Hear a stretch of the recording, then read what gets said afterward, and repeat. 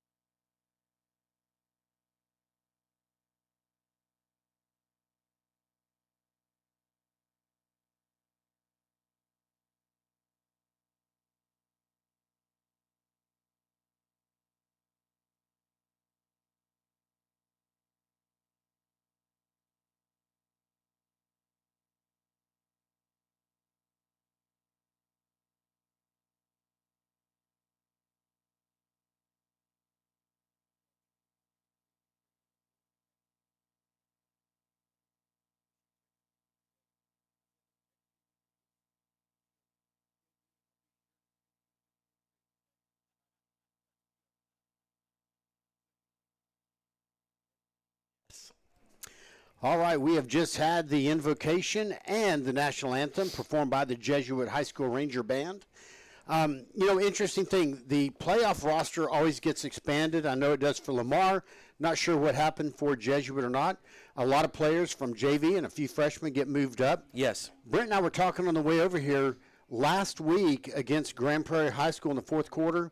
First ever freshman quarterback to freshman wide receiver touchdown pass in Lamar Viking history. Wow. Yeah, first time in varsity game, freshman to freshman. Isn't that cool? Yeah, that's amazing. And let me tell you, it was a legit touchdown. It was a really nice play. Of course, that was the pass from B.J. Williams over to Jamar Roberts for the touchdown last week.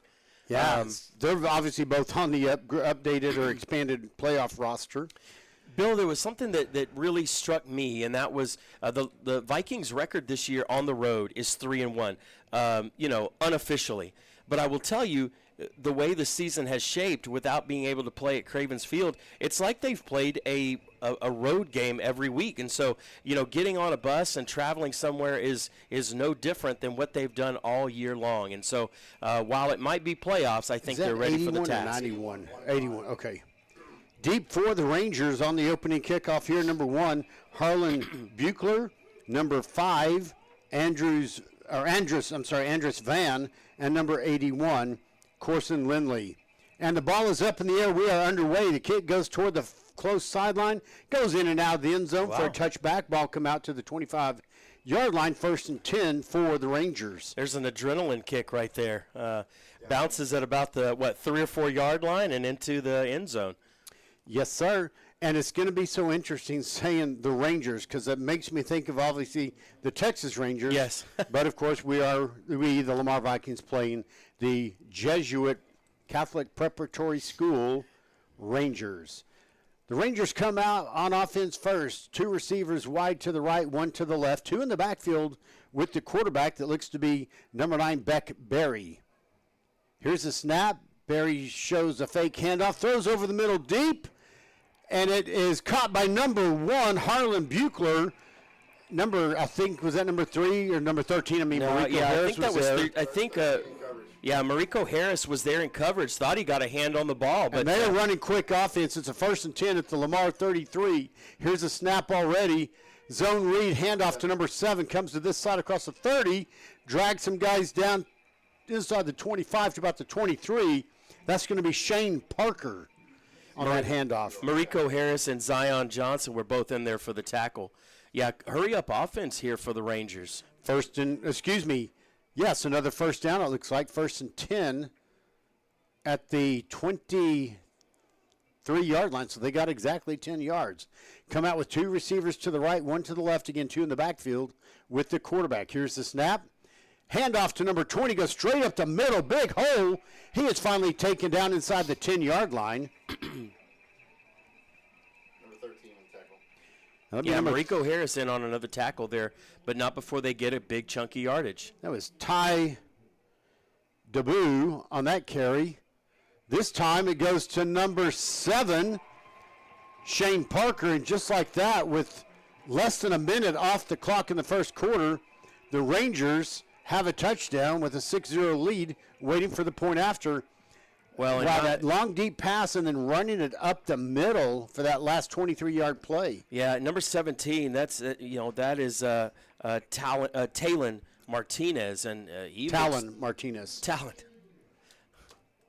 Talon Martinez. I always say it wrong. Now the officials have called a timeout. I guess they want to make sure the clock stopped, but it does stop for point after. 17's the kicker. The kicker is going to be number 17, Cooper Magoo. Holder's number 16, Ben Phillips.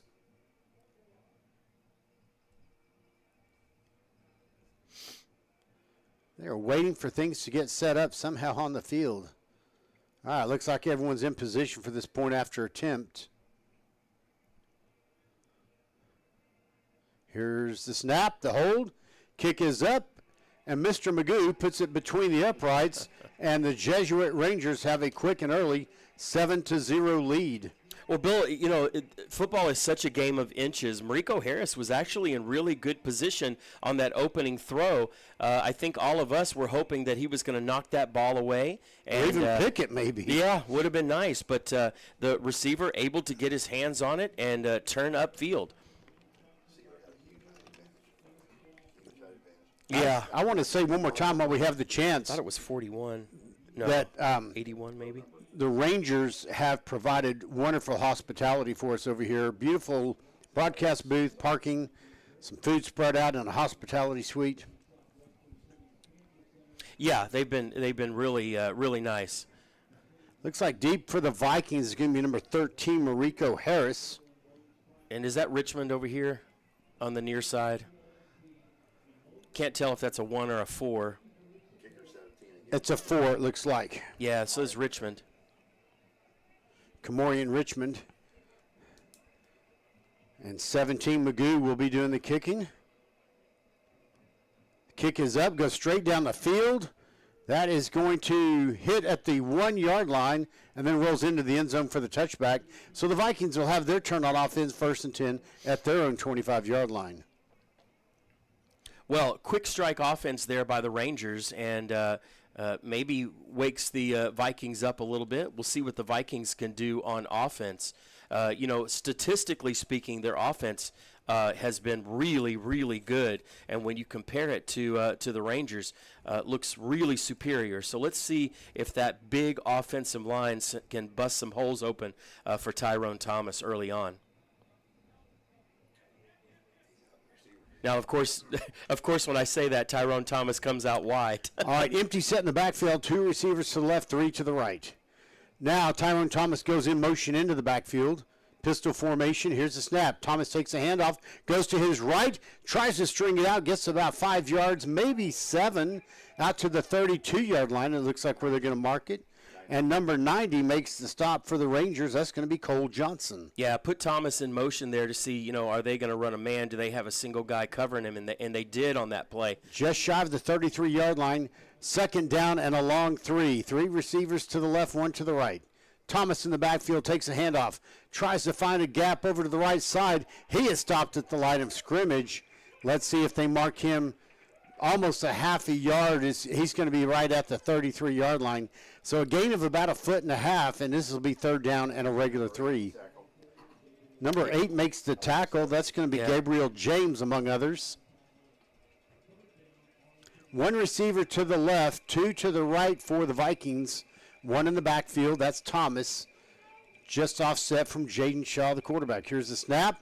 Thomas takes a handoff. He gets a 1st down to about the 36-yard line. Yeah, nice run. Just a run right up the middle, gets just enough, and needed 3 yards and got 4. On the stop, number 8, Gabriel James, number 18, Cole Wumbacher. Well, the Rangers started off with a big play on the through the air. The Vikings doing what they do really, really well, and that's run the football. 1st and 10 are thrown 36-yard line. 1 receiver out to the left, 2 to the right. Ball on the right hash mark for the Vikings. Here's the snap. Shaw steps back, throws quickly. So tunnel screen caught across the across the 50 to almost the 40-yard line. And number 19 made that catch, Tyshawn Rollins, and that's a big Lamar Viking 1st down. Tyshawn Rollins had a couple really big plays last week, and a really nice play right there to pick up a big 1st down. Cole Wumbacher, number 18, made the stop for the Rangers. 1st and 10 for the Vikings at the Ranger. Looks like 43-yard line. Camille Pruitt in tight on this formation. 1 in the backfield. That's Thomas. Man in motion. Thomas takes a handoff. He's wrapped up, breaks out of that tackle. Now he goes backwards, and he's going to get tackled for a loss. Number 11 makes that tackle, Cabe Weissmuller. And that's going to put the ball back at the 46-yard line, bring up 2nd down and 13. Yeah, that's a loss there, and just didn't get the blocking up front. Ball on the left hash mark again for the Vikings. No one wide. Well, they have 1 receiver split out this way, 3 to the right. Thomas in the backfield, just to the left of Jaden Shaw, the quarterback. Thomas comes out into a receiver situation now.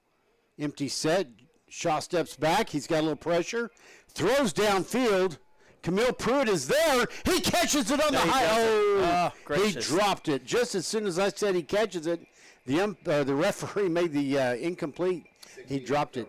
Bill, number 16, Ben Phillips, was covering. Something was wrong there because you had 2 receivers in the exact same spot, and I think either one of them could have made that play. Unfortunately, neither did. Big 3rd down coming up.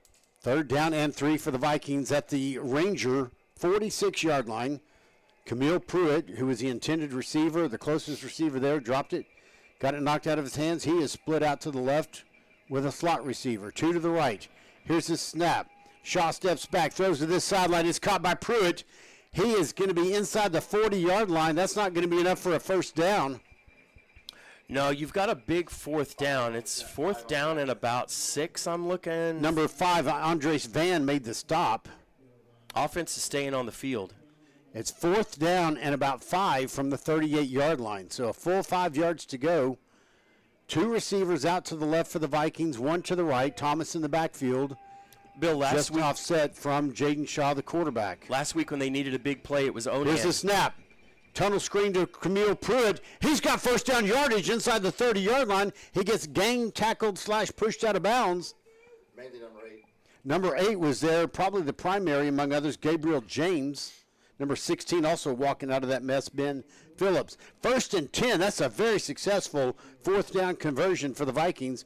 They'll have it 1st and 10 at about the 28-yard line. Boy, Camille Pruitt is such a big target down there, and he's, you just feel like he's going to get at least 5 or 6 yards every time he gets the ball. Camille Pruitt out to the left, 2 receivers to the right, Tyrone Thomas in the backfield. Here's the snap. Shaw steps back. He's looking at Pruitt. Now throws over the middle. I don't know if someone tapped that or what. It looked like a duck, though, when it was flying through the air. He got knocked down. Camille Pruitt was the intended receiver. Yeah, Camille Pruitt, the intended receiver, and I think it was number 18 that might have been putting some pressure, the linebacker, Cole Wambacher. not sure, but boy, Camille Pruitt found himself on the ground, and at number 5, I thought he tackled him. Well, but once that ball is tipped, I don't think he. No, well, okay. If it was tipped, I And I wasn't think sure that if it was tipped. Jaden Shaw doesn't throw ducks, so that thing looked like a dead duck wobbling through the air. 2nd and 10 for the Vikings at the 28-yard line of the Rangers. 1 receiver to the left, 1 to the right, extra tight end. Here's the snap. Shaw steps back. His caught, high-pointed catch for about a 4-yard gain. We're at a weird angle. Let's see where they mark 18 it. on the catch, 18 on the coverage. Tyshawn Rollins made the catch, 18. And number 18, Cole Wambacher, made the stop. That guy's all over the field on defense. Yeah. 3rd down at about 5 for the Vikings. Changing some personnel on the field for the Vikings. Get a couple of new receivers into the field. 3 receivers out to the left, 1 to the right. Thomas in the backfield. 3rd and 5 for the Vikings at about the 23-yard line. Here's the snap. Shaw steps back, throws toward this side, the corner of the end zone. Camille Pruitt catches the ball, and touchdown is signaled. Wow, and let me just tell you, that is a fantastic throw and a great catch. Boy, hit him right in the breadbasket. Great job by Jaden Shaw. Fantastic catch by Camille Pruitt. Had his man beat, and just a great catch in the end zone. On the coverage there, who Camille Pruitt beat out was Andres Van. And just like Brent was saying, who doesn't have a headset on, that catch was made in stride, and we've seen that before. That is a college-level play, if not a Sunday afternoon play. Yeah, Viator in the kick. Sorry. That's right, the left-footed kicker. Here's the snap. The hold kick is up, and it is good. Had to make sure. That's right. And the new score is 7-7, so basically Jesuit scored quicker on an explosive play or two, but the Vikings have their own explosive play of a 23-yard touchdown, Jaden Shaw to Camille Pruitt. Yeah, it looks like what the Rangers are thinking is, hey, we can't let the Vikings just run all over us. And so, the Vikings, the good thing about this offense is they can beat you in so many different ways. They've got explosive receivers. They've got speed. They've got big guys that can catch the ball. They've also got a fantastic running offense as well. All right, deep back for the Rangers again, number 81, Corson Lindley, number 1, Harlan Buechler, and number 5, Andres Van. Kicking for the Vikings, as we do on a lot of the kickoffs, number 46, James Odumade. Well, with that at least slight moderate southerly wind, I would say if you can get that ball up in the air, kick it into and out of the end zone, and don't let there be a chance of a return. He kicks it high to this corner. It is caught at the 3. He's going to bring it out 5, 10, 15, and he is taken down, it looks like, by Shahariam Thurston. No, it's number 34. My mistake, number 34. Okay, so Shahariam Thurston was there, but John King will get credit for the tackle, and that is inside the 20-yard line, I believe, at about the, let's see where they mark it, about the 17-yard line. All right. So that is an effective kickoff. He fielded the ball at about the 2 or 3, went back into the end zone, and then came out, and he got tackled at the 17. 1st and 10 for the Rangers. They come out with 2 receivers out to the right, 1 way out to the left, 2 in the backfield. Man coverage by the Vikings. Here's the snap. Zone read is a pass over the middle to number 4. It's caught. He's going to get away from the receivers. It's a track meet, and I don't think he's going to be stopped. That catch is made by number 4, Cade Kirby. And on one explosive play, Mariko Harris was there to cover for the Vikings. But on one explosive play, they go 83 yards and score a touchdown. And waiting for the point after, it's Jesuit 13, Lamar 7. Wow. We've been used to seeing Mariko Harris play a lot of offense. He's been a wide receiver a whole lot, and he's getting his feet wet with defensive back this week. Ben Phillips to hold and Cooper Magoo to try the extra point. Here's the snap. The hold kick is up. Mr. Magoo hits another one, and it's 14-7 in favor of the Jesuit Rangers.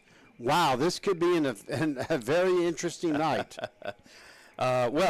We've said this a few other times before. I remember the game against Bowie where I think we said first to 100 wins, And the good thing about this is we know that Lamar has a strong defense. And so I know that those coaches are going to work on a few things and maybe make a few adjustments that plays like that aren't going to happen all night. Cade Kirby has 3 touchdowns on the year, and he has 2 tonight. Wow. Or at least what I looked up. So that's the second touchdown for Cade Kirby. Number 4, right? Was that him? Yes, number 4 made that over now, the first middle. one was a run. The second one was a catch. Oh, did he? Yeah, he didn't get it. Okay. No, he both big plays were to him. And I okay. think Shane Morand is listening to us, and in case you are Shane, I think that's what your hi means. I know you just tried to call me, but hello to you, listening to us from Fort Worth. Back deep for the Vikings, I believe it's again number 4, Kamorian Richmond, number 3, Mariko Harris. 13, What did I say? He said 3. Oh, thank you for correcting that. Number 13, Mariko Harris. Magoo kicks it off. High, long kick that's going to go to the 3-yard line where it's returned out to the 5, 10, 15, 20. He looks this way, 23, 27, and he twists and turns and gets out to about the 29-yard line. 11 on the tackle. Number 11 for the Rangers, Cade Weissmuller, made that stop. And was that Mariko Harris that did the? Yeah. I thought so because it went to the far side. He really got some good yardage, especially the last 5 yards where he had to twist and turn and drive extra with those legs. The Vikings come out 1st and 10 at their own 29-yard line. 2 receivers out to the right, 1 to the left. That's Camille Pruitt. Tyrone Thomas in the backfield. Has Jaden Shaw gotten taller in the last week, or are we just lower to the field? Here's the snap. Zone read handoff to Thomas. He'll get stuck in the backfield. 14 on the tackle.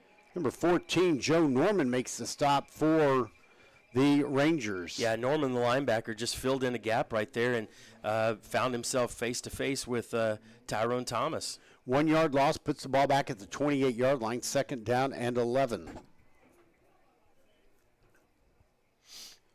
The Vikings get a play called in. 2 receivers to the right, 1 to the left. Thomas in the backfield. Man in motion coming this way. Handoff to Thomas. He's looking for a crease. He does not find blockers to get behind, and he is stopped for, at best, no gain. Yeah, once again, that hole that he was trying to hit, just closed up pretty quick. Tried to move it outside and wasn't able to pick up any yardage. Number 14, Joe Norman, again on the tackle there. And they're deciding where to spot the ball. He gets no gain back to the 28. Nope. They're giving him a yard.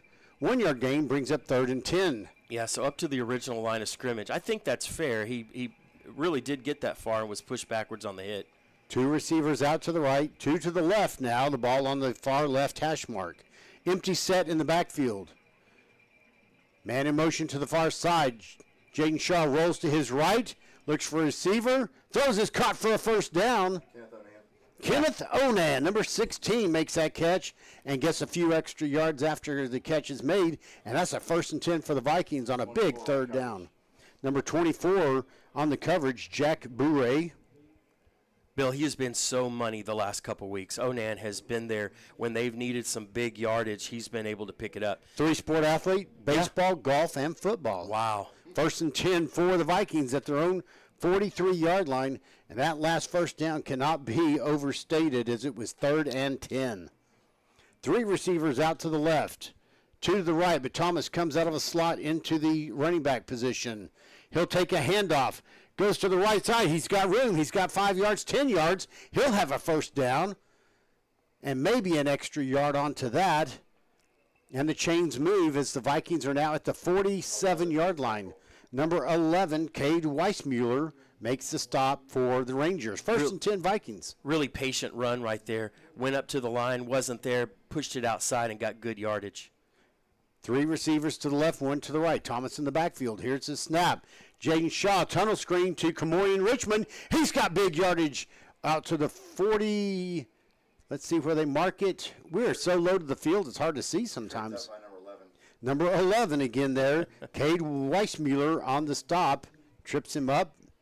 And the ball is at the 38-yard line, 2nd down and 1 officially. Boy, Richmond was probably one tackle, eluded tackle away from running that the entire length of the field. You got it.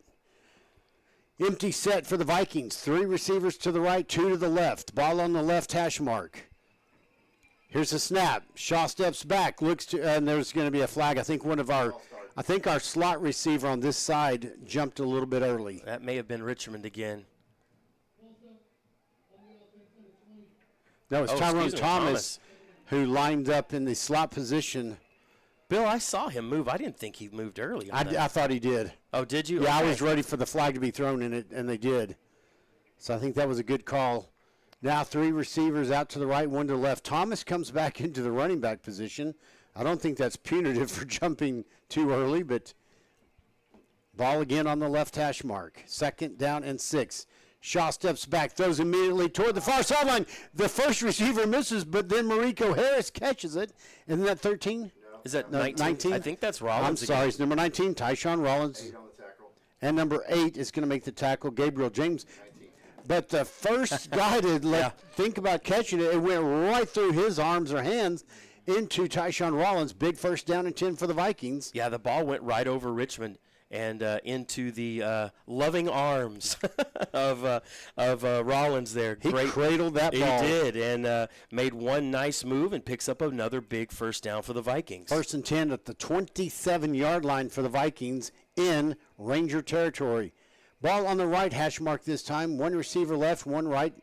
Extra tight end. Here's the snap. Thomas takes a handoff, goes through the B gap. He's going to get a few yards. Yeah, that's 5 or 6 yards. 40 on the tackle. Number 40 is going to make the stop. Simon McGoldrick for the Rangers.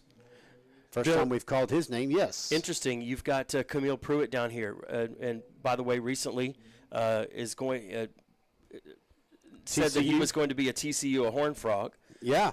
They're running a kind of a bracket defense. They've got somebody high and somebody low on him, and every once in a while he finds himself in single coverage. 2nd and 6 for the Vikings. No receivers out to the far side on the left, 2 to the right. Here's the snap.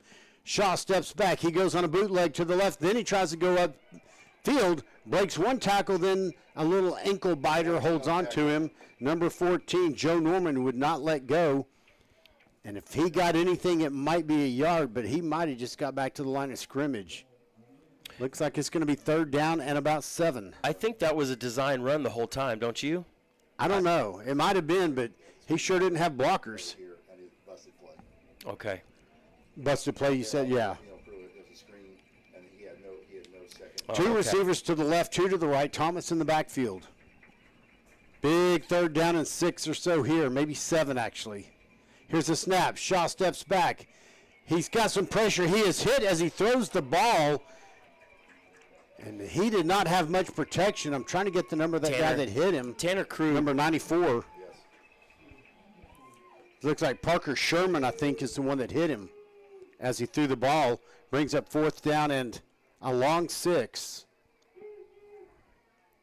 Well, they've made a 4th down play tonight. They've picked up a couple really big 3rd and longs. Here's another big 4th down play.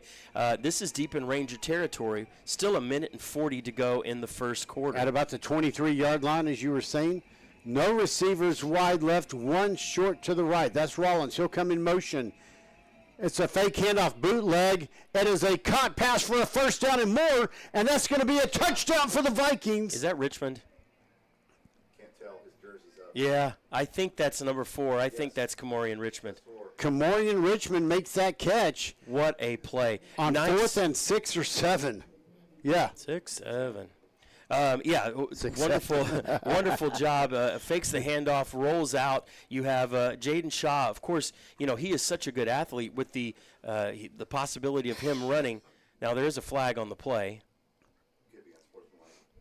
Excessive celebration. He might have taunted. Well, let's just see what they say. He was definitely telling them about it. It's dead ball, whatever it was. Might just push back the extra point. It's going to be unsportsmanlike conduct against the Vikings. They're going to assess 15 yards on the kickoff. Touchdown play is good. It was a dead ball foul. The extra point attempt will come from the regular spot. Bill, we mentioned this earlier on the play on the near side that if he could make one guy miss, he might do it to get all the way to the end zone. He did on that play. Viator, the left-legged kicker, to try the extra point. I believe Brock Jackson is the deep snapper. A.J. Thompson is the holder. Here's the snap, the kick. It is good. We have a new tie score, 14-14. Well, you know, they're scoring in different ways. You know, it's been the big play for the Rangers. You know, if you want to use a baseball, the home run ball for the Rangers so far tonight. Boy, and it's been nice, balanced offense from the Vikings. Running game has picked up some yards. Really nice passing by Jaden Shaw. And I think he's hit, 4 different receivers already in the first quarter. You know, some other high-scoring games in the first quarter out in Odessa at Ratliff Stadium. Permian Panthers, my alma mater, lead the El Paso Eastlake Falcons 17-7. They're at about the same point in the first quarter. We are another high-scoring game. And another town I lived in, Fort Stockton, beating Lubbock Estacado 14-8 in the first quarter. No one cares about those but me. There, if you look at the West Texas. The West Texas football. The West Texas football report. There you go. But we'll try to find some of these other more meaningful scores for y'all here soon. Meanwhile, Vikings are getting set up to kick. 5 is deep in the middle, number 1. Yep, so we're going to have number 5, Andres Van, number 1, Harlan Buechler, and probably number 81, Corson Lindley. And from the penalty, we are fun kicking from way back. So will be returned. It is caught at about the 18-yard line, comes out 20, 25, 30, straight up the middle in his lane to the 40. There is a flag in the backfield, so to speak. This is going to be coming back most likely for either a block in the back or a hold, I'm going to guess. 5 on the tackle. Number 5 for the Vikings, Javen Bass makes the tackle. Let's see what they say about the Gotta be a block in the back.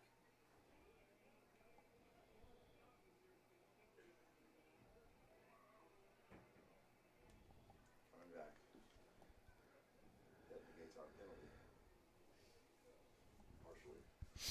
Yeah, because our kickoff came from the 25-yard line instead of the 40, which is why it was received or return began at about the 18-yard line. But like you say, Brent, this penalty will negate some of that. Holding against the Rangers on the return.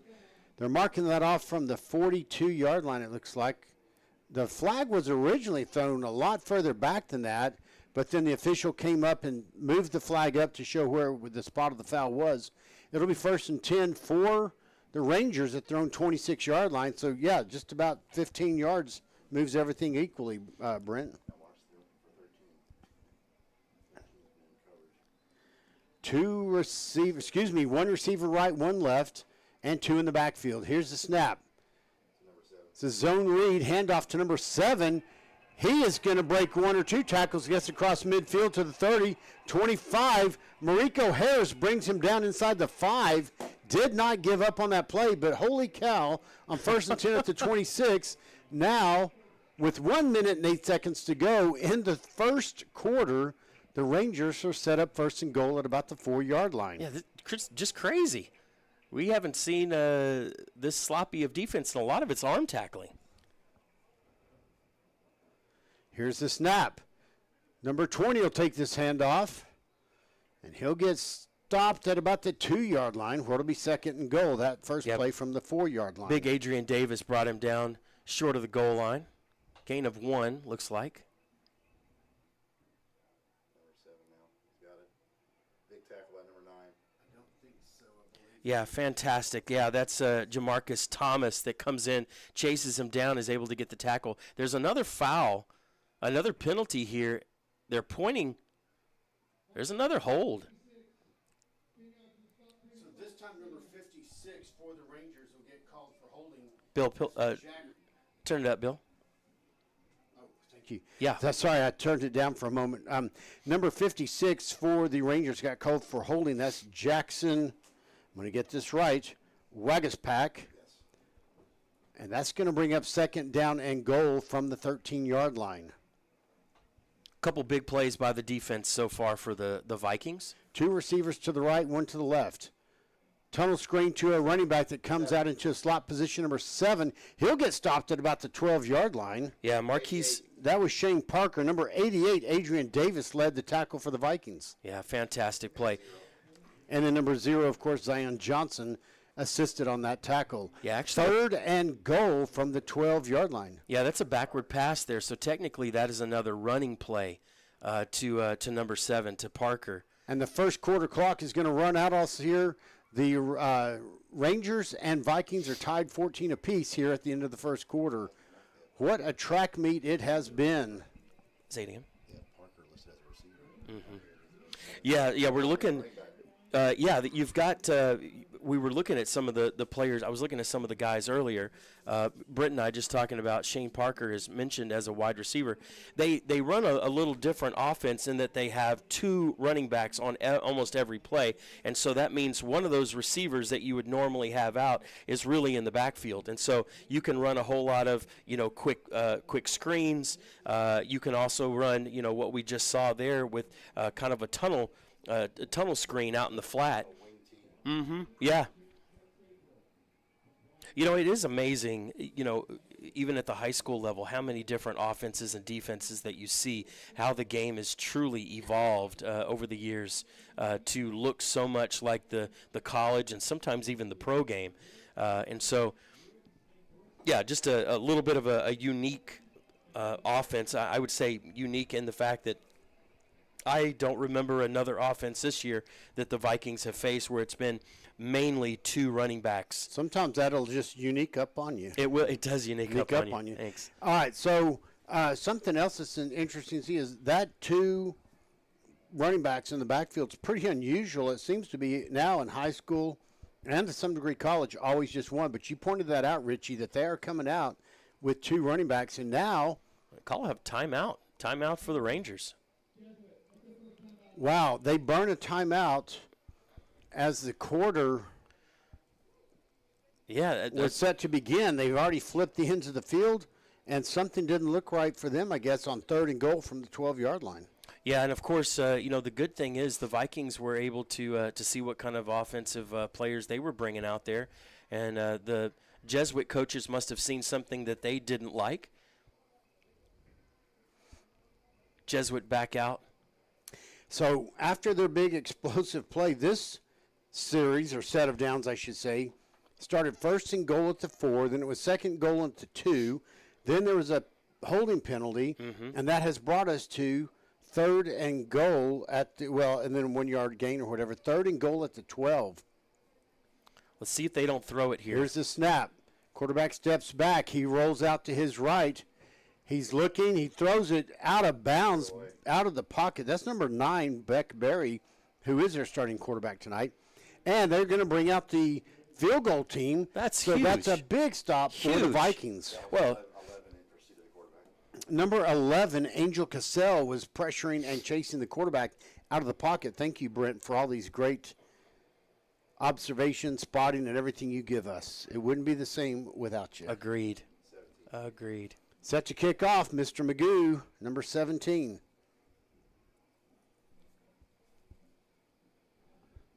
About a 29-yard field goal, I believe. Here's the snap. The holding kick is up. Plenty of leg, and it is good. So your new score, Jesuit 17, Lamar 14. But half of a broken serve there, if you will. Yes. Each team has scored on every possession, but finally Jesuit had to settle for a field goal instead of getting a touchdown.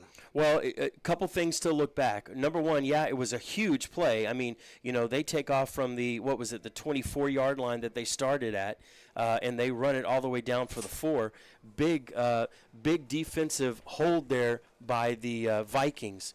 Fantastic job there to hold them to a field goal and not a not a touchdown. And speaking of hospitality, yeah, person from the Jesuit team, crew, whatever, steps in and hands us first quarter statistics. Wow. Amazing. So Lamar had 8 first downs, Jesuit 5, but that's because they were getting in on Yes. big explosive plays. 104 yards of rushing for Jesuit to 22 for the Vikings, 129 passing to 125. Lamar to Jesuit on passing, but the total offense, Jesuit 229, Lamar 151. One more thing on that last drive. What a huge play for Mariko Harris to get back and make that tackle on the 4-yard line. If he gives up on that play and he scores, you don't have a chance to hold him. Richie, I'm so glad you said that because that cannot be, again, overstated. Magoo set to kick off. I believe we have Richmond and Harris. I was getting all tongue-tied. Sounds like a law firm. It does. Here's the kick. It's a shorter pooch kick. Fair catch is called for and made. I believe that is Magruder, the fair catch specialist for the Vikings. Number 12. And a great tackler on absolutely. kickoff team stuff. So he's doing it both ways. Good on special defensive teams. player, defensive back. Magruder does a little bit of everything. But if you kick him the ball on a pooch kick, he will call a fair catch and catch it. And I knew him when he was just a little guy 2 churches ago that I volunteered with, New World United Methodist in Arlington. The Magruder family, very proud of him, obviously. The Vikings come out first and 10 at their own 27. 2 receivers right, 1 to the left. Now the slot goes in motion. Here's a handoff to Thomas. There's a big gap on the right side, but he goes left at first, then comes right. 21 on the tackle. Number 21, Jackson Gare, makes the tackle for the Rangers. Looks like about a 3-yard gain for Thomas to the 30-yard line, 2nd and 7. Boy, patient play there by Thomas, able to get outside and pick up a few yards.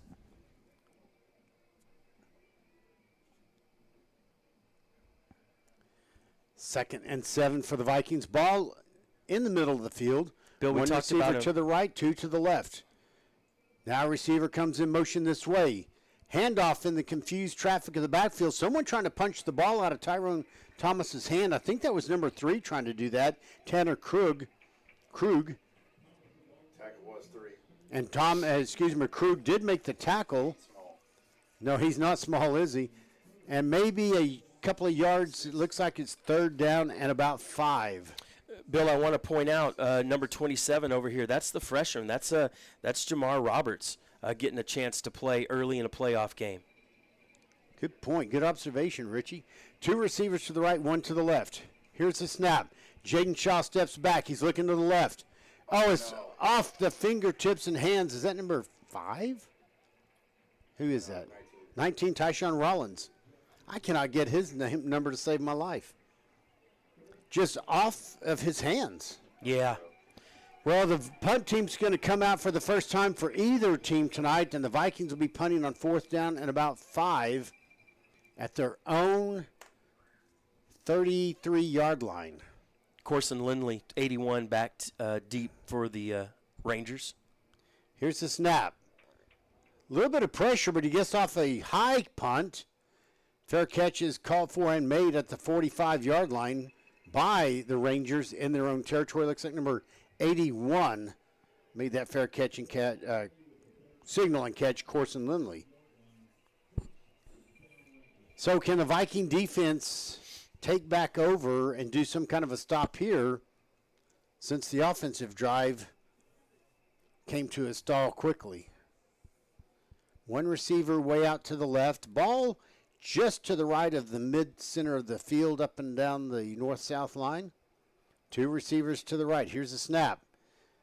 Fake handoff, steps back, throws deep down the field, just out of the reach of number 1, Harlan Buechler, and covering number 6. Do I have that right? Yeah, Ja'Cory Corey Ellis. Ellis, yeah. Yeah, Ellis was just trailing a little bit behind him. It looks like is that a Ranger? Yeah, there's a Ranger player that's down at about the 5-yard line. I think that was number 1. That's Buechler. Yeah. No, it's someone else. No, That's number 1, yeah. So he is getting up and coming off the field under his own power, favoring that left leg a little bit. Not sure what happened there. And the ball was out of reach. So yeah, just a couple yards out of reach. Thank goodness. 2nd and 10 for the Rangers at their own 45-yard line. 2 receivers to the left, 1 going out to the right, looking for those 2 running backs to either side of the quarterback. Beck Berry. Number 10, Ty DeBoo is one of those. Excuse me, number 20, Ty DeBoo will be one of those. And now there's only 1 receiver as they have 2 left, 2 right. And now the running back goes out to a screen position, but it's caught by number 4 over the middle. Spins out of 1 tackle. That's Cade Kirby. Shaharian Thurston makes the tackle. That's another big over-the-middle catch by Cade Kirby. Yeah. Hurry-up offense for the Rangers. 2 in the backfield. Here's the snap. Handoff to number 20, I believe. That's going to be Ty DeBoo, but he stopped quickly. 95. Number 95, Marquise Rice, makes the stop 50. with some help by number 50, Demetrius Washington. Yeah, those 2 guys kind of clogged up the middle there. Where there was a hole, they clogged it up pretty quick, only a 2-yard gain. 2nd down and 8 at about the 28-yard line in Viking territory. 2 receivers out to the right, 1 to the left. 2 running backs with Barry the quarterback. Be Parker and DeBoo. Now one of those goes into a slot receiver. Barry steps back, throws over the middle. It's caught by number 10. He'll get to the 20. He tries to tiptoe down the sideline and makes it to about the 1-yard line. That'll be number 10, Kadeem Prophet, that makes the catch. Kicked out of bounds by Shaharian Thurston. Shaharian Thurston makes the stop by pushing him out of bounds just a yard or so away from the end zone. 1st and goal, Rangers at the Viking 1-yard line. Here's the snap. Handoff. Waiting for the signal. Yeah, touchdown. Yeah, and that's that's the quarterback calling his own number there. That's Beck Berry just running it in on the snap. Excuse me, just a run straight up the middle. And now waiting for the point after. Jesuit extends this early lead, 23-14. Waiting for Mr. Magoo to make the extra point attempt. I do.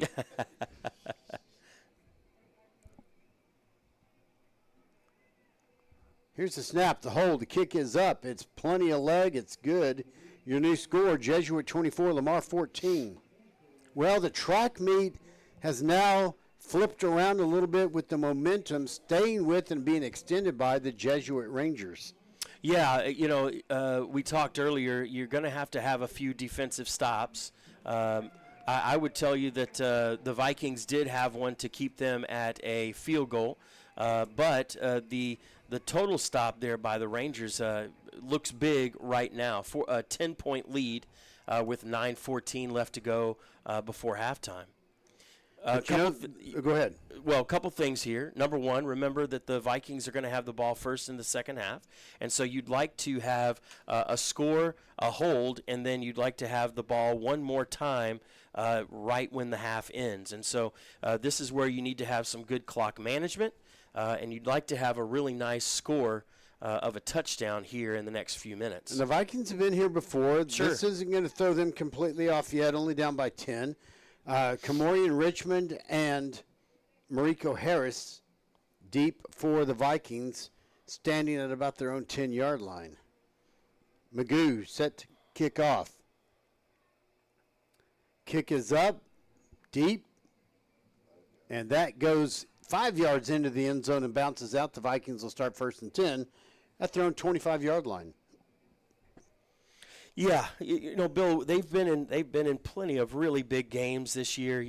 Again, you look at that Arlington Colts game where it was back and forth, and had a couple injuries in the middle of the game and had to come back late in order to win that game. You look at a game like Bowie, who they were 6-0 in district when Lamar met him and took him right down to the wire. And so they've got plenty of really good experience against some really high-quality teams. And there's no doubt the coaches will make a few adjustments here that will help to stop some of these big plays. But first, let's get the offense on track. Oh, loose ball in the backfield, but Jaden Shaw immediately falls on it. Just something weird with that snap. Well, and you have Dontavius Brown in the backfield, which we haven't seen a whole lot of that. We've seen a whole lot of Caden Hall that comes in to relieve Thomas, but here Brown comes in. And Bowie and Berkner tied at 7 apiece over in Arlington, I believe, at Choctaw Stadium. 4:10 to go in the first quarter there. And now the Vikings have second down at about 14. Here's a snap. Shaw steps back. He's flushed out of the pocket, rolls to his left. He has nowhere to go and no one blocking for him. And number 94, Parker Sherman, 5'11", 250, defensive back. And that's going to be a sack and another loss for the Vikings. And they are behind the chains, third down, and pretty close to 20 yards to go. Call it 17. There is an injured player. Yeah, Jesuit player down over on the far sideline.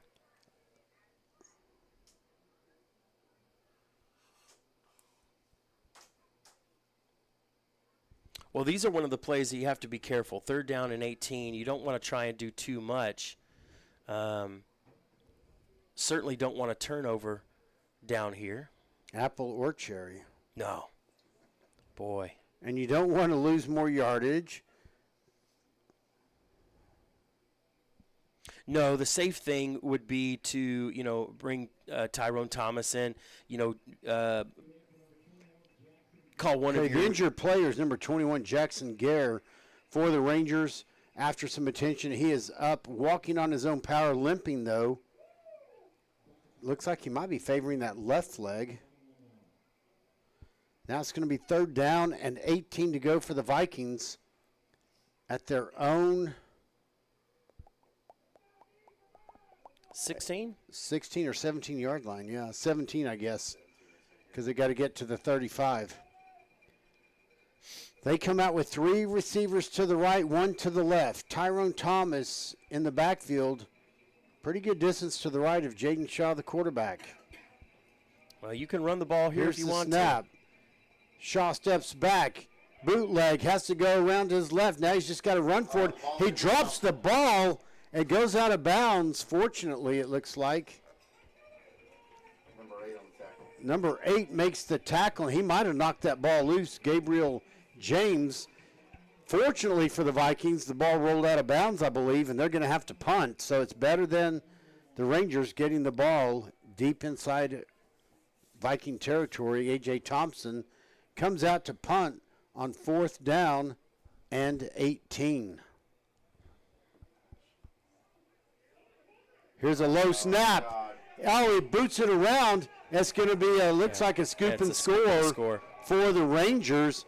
The low snap rolled along the last couple of yards to Thompson. He couldn't do anything with it. Number 5 got it. Number 5, Andres Van, makes the scoop and score. Yeah, that snap was just a little bit low. Wasn't able to pick it up and even fall on it, and just picked up right about half a foot from the goal line and run it straight in. Well, I think Murphy has officially settled into the Vikings lineup with the score, waiting for the point after, 30-14, waiting for Mr. Magoo to make the extra point attempt. Why are you laughing? It's funny. I remember that cartoon. Your audience might not know. No. Well, some of them my age might, yeah. All right, it's for the extra point. Here's the snap, the hold, the kick is up. Magoo splits the uprights, your new score. with 7:18 to go in the second quarter. Jesuit 31, Lamar 14. Now it's getting a little bit dicey. Now it's a little bit, you don't want to say the Vikings have been here before and come back. I mean, they've been here before, but hey, Bill, BFMD. you know Coach Skinner. I guarantee you Coach Skinner is saying the only thing I'm worried about right now is my offense getting out there and let's move the ball and let's score a touchdown. You score a touchdown and then you go from there. But you can't score. There are no 24-point or 27-point touchdowns or anything like that. You can only score one at a time. Win the down, win the drive. Yep. Hopefully eventually win the day. And win the day. Looks like Kamorian Richmond and Mariko Harris coming out deep for the Vikings again. I still contend you've got some guys that have big play ability. Hold on. Camille Pruitt is deep on this side. Yeah, and Richmond on the other side. And Richmond over there. So Camille Pruitt, if the Rangers should decide to kick it short enough for him to return. Magruder on the far 32-yard line. See if they do another pooch kick to him. Wouldn't it be nice to see the ball go into the hands of Camille Pruitt, though? Absolutely. Yeah, I'd like to see that a whole lot tonight. Big crowd for the Vikings who made the drive over from Arlington. They have filled up a good chunk of the visitor side stands here tonight. And that is great to see. It is. All right, Magoo addresses the ball, kicks it. It's going to go just about 4 yards deep. And that'll be a touchback. The Vikings will start. First and 10 at their own 25. Well, the offense has a fresh start, which is what they needed. That last drive just wasn't good any way around it. So now they start fresh at the 25-yard line.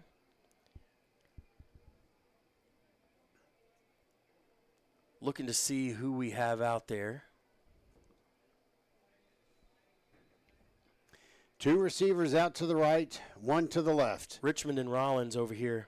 Thomas in the backfield, just to the left of Jaden Shaw, the quarterback. Here's the snap. Shaw steps straight back, looks, throws across the middle downfield. Camille Pruitt is there. He makes a catch. He is going to score a touchdown on this opening play. Number 5, I believe it is, was covering Andres Van.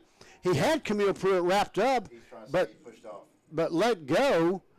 And, wow, a 75-yard pass play to Camille Pruitt. That's even better than him having a good return. Of course, we're right. You know, the the Ranger fans are right in front of us here in the press box. They weren't very happy. Bill, I didn't see a penalty. No, I think I didn't see anything where it was an obvious push-off. That Camille pushed up, but they. Like he was interfering, he was face guarding him. Yeah, and it was a 50-50 ball, so yeah. Well, and this is one of the few times that it's been one-on-one coverage with Pruitt. Viator for the extra point. The snap, the hold, the kick is up. It gets inside the left upright, your new score. Jesuit 31, Lamar 21, so no give and just roll over there. VFND spirit comes alive as Jaden Shaw connects. That ball was probably about 35 yards in the air. I think Camille Pruitt high-pointed it somewhere around the 40-yard line. Would that be about right? I would say so, yeah. And then he ran the other 40 yards into the end zone. 35 maybe. Yeah. Yeah, fantastic play. This team has so many guys that can hit the big plays, and you cannot I don't think you can single cover him unless you've got another guy that's going to sign with a big name college that's playing defensive back. You've got to have double coverage on him, bracket him, keep a safety up top or something, or he has the potential to do that. And kudos to Jaden Shaw for seeing, hey, he's got single coverage. All I have to do is throw it and let my my big, tall, fast wide receiver come down with the ball and make a big play. I don't know what the over-under on this game was. I'm not much of a betting man, but 52 points already scored here with 7:07 to go in the second quarter. Not that it never happens, but I don't think you're supposed to gamble on high school sports. No, or the Little League World Series. He made big commercials about that. All right, the kickoff is up. Shorter kick goes to the far side. Fielded at the 15 to the 20. 25. Drag some guys with him, and he'll get wrapped up at about the 28-yard line. And I believe that's going to be number 5 that made the kickoff return. I think is it 5 or 7? It's number 4, excuse me. Neither one. It's number 4. We're horrible at this. Cade Kirby. 5 on the tackle. That's what I meant. Number 5 made the tackle, and that's going to be Javen Bass. Yeah. And 7 is the number of points for a touchdown after a point after. 6. 7. 6. 7. Jeez. Yeah. All right, 1st and 10 for the Rangers at their own 28-yard line. 2 receivers to the left, 2 to the right. They only have 1 in the backfield this time. Now that running back goes out into a slot position. It's passed to this side, caught by number 4 to the 35-40. He's going to slip through, and he's going to be gone for a 72-yard pass play. Wow. That's number 4, Cade Kirby out of Good Shepherd Episcopal School. Well, a huge block there by Shane Parker. Number 7.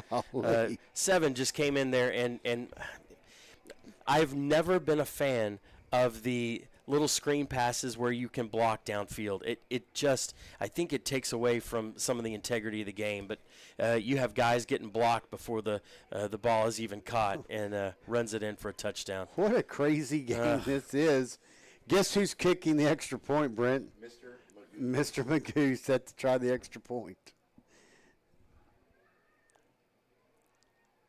Here's the snap. The hold. The kick is up. Magoo splits the uprights. Your new score, Jesuit 38, Lamar 21. What did I say the over-under was? Because there are now 59 points less than a minute later. Crazy. Absolutely crazy. Well, this is not what I expected. Not in a lot of ways, yeah. But it's fun. It's fun high school football, and there's been a whole lot of big plays. If you like offense, boy, this has been a great game for you. Well, I'm going to bet that this kickoff goes into the end zone, and you're not going to let a guy like Camille Pruitt. I'm going to guess that Pruitt and Richmond are going to be back. And I'm going to guess that the coaches are saying just kick it where the S and the U are in Jesuit. I just clicked on the score updates from Dave Campbell's Texas Football Friday night scores. I touched this game, and smoke started coming out of my phone. 13-7, Berkner leads Bowie. 4:10 to go in the first quarter. Well, that's not very updated. The score is updated, but not the time of possession, or excuse me, time left in the game. Pruitt on this side, deep. Richmond on the far side. But like you said, Richie, my money is on, if I were a betting man, that it goes into and out of the end zone. Magoo checks his line. He's up to the ball, kicks it up. Straight down the field, and that's the deepest one so far. That went about 9 yards deep in the end zone. Yeah, just And don't. no wind. Yeah, just don't mess with it and kick it into the end zone and make them start at their own 25. Let me get you updated on a couple other games. So Richardson Berkner, I think you mentioned that one, Bill. 13-7 over Bowie. That's still in the first quarter. Lake Highlands, the Wildcats, 8-7 over South Grand Prairie, playing the Warriors over there in the Gopher Bowl. That's a low score they're It holding is. to. And by the way, there's only about 2 minutes left to go before halftime for that game. And then the other big one, it's 21-0. Richardson Eagles over Haltom. The Buffaloes down big with right at halftime. 1st and 10 for the Vikings here. Their own 25-yard line. Jaden Shaw steps back. He's looking flushed out of the pot. Oh, and he is sacked by number 3, Tanner Krug. Yeah, they've got a couple kids that are really tall. 6'6", yeah, he's huge. And he comes out of Highland Park Middle School. So I'm starting to – there are a lot of guys that come from prep feeder school, so to speak. But there are some stars that are coming out of places like Highland Park, Renner Middle School. And this is where you can see Jesuit gets to basically recruit and draft. They do, yeah. And not have to fall into a school district zone type thing. 2nd and long. Quick tunnel pass to Tyshawn Rollins. He twists and turns, tries to break a tackle. He might get a couple of yards. That was 11 on the tackle. Number 11, Cade Weissmuller, makes the stop there. And do they advance the ball, or does it stay where it was? I'm looking to see if they give him any yardage. They're showing 3rd and 20 from the 15-yard line, and that's where it is.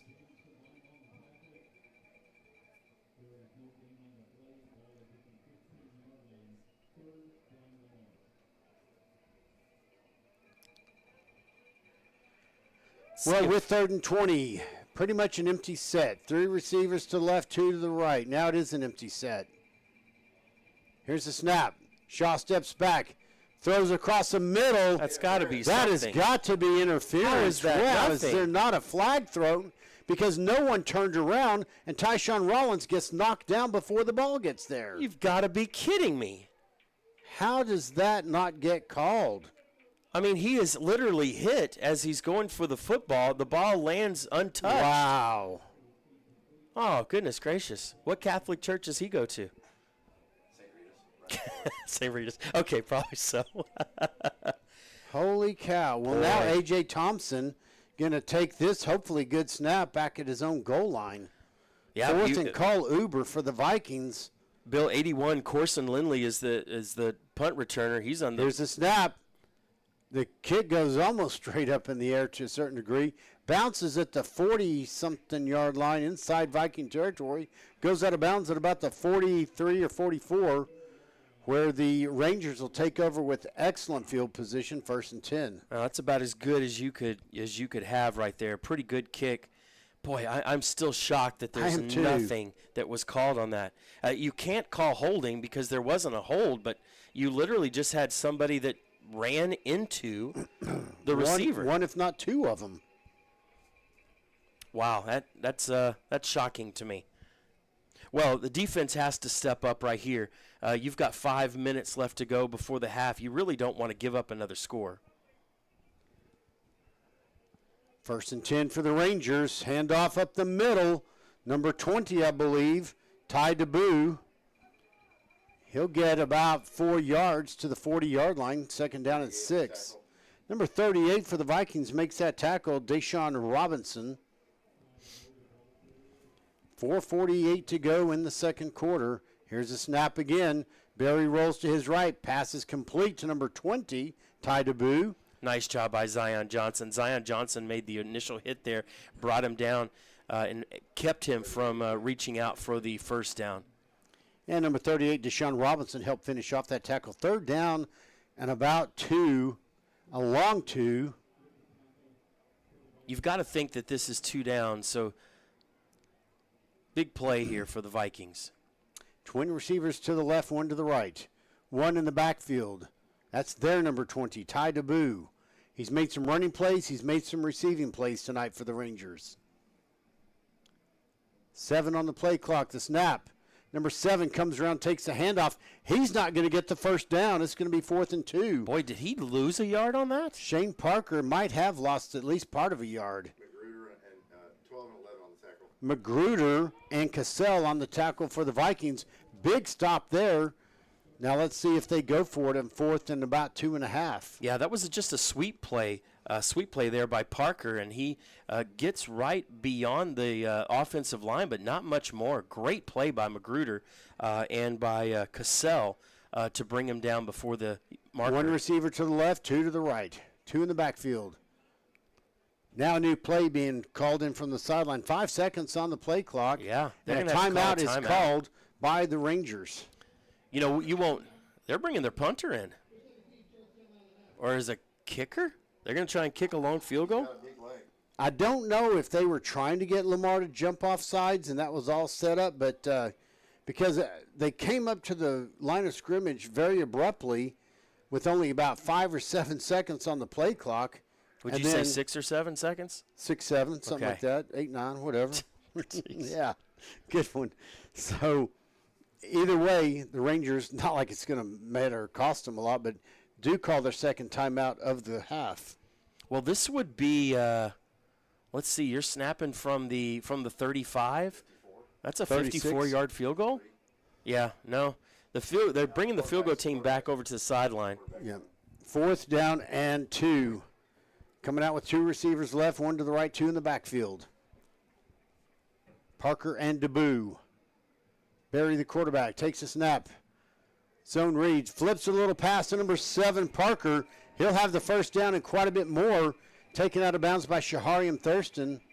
Zion Johnson, kind of lucky he didn't make a bigger late hit out of bounds there. 1st and 10 for the Rangers. And that ball is going to be placed at the 28 2-yard line in Viking territory. Yeah, nice play there by Parker. Nice play there by Parker. He almost makes a one-handed catch to bring that in for the first down. Ball is on the left or close hash mark. Rangers moving right to left. 2 receivers to the left, 1 to the right. 2 in the backfield. Parker and DeBoo. DeBoo takes the handoff, goes to the left B gap. He's going to get about 4 yards or so. That's going to bring up 3rd down and 5. 5 on the tackle. Number 55 for the Vikings, Christian Gonzalez, makes the stop there. Bill, this is troublesome for 2 things. Number 1, you certainly don't want to give up any points. But number 2, there's 2:45 left to go in the half, and you'd really like to have the ball one more time. Let's see if Skinner doesn't try and use a timeout or 2. I'm a little surprised he didn't use one here. Jesuit comes up to the ball. 2 receivers right, 1 to the left, 2 in the backfield. DeBoo takes the handoff straight up the middle, big hole, big crease. He'll get inside the 10-yard line, 1st and goal for the Rangers. Magruder on tackle 12. Magruder comes out of there having made the tackle for the Vikings. So the ball on the 5-yard line, so that's going to be 1st and goal. Oh, excuse me, that's on the 1st 9? and goal at the 9-yard 9? line, yeah. Yeah, thank you. You read the scoreboard, I think. Well, I looked over and I was like, is that the 9? They hadn't updated it yet. Yeah.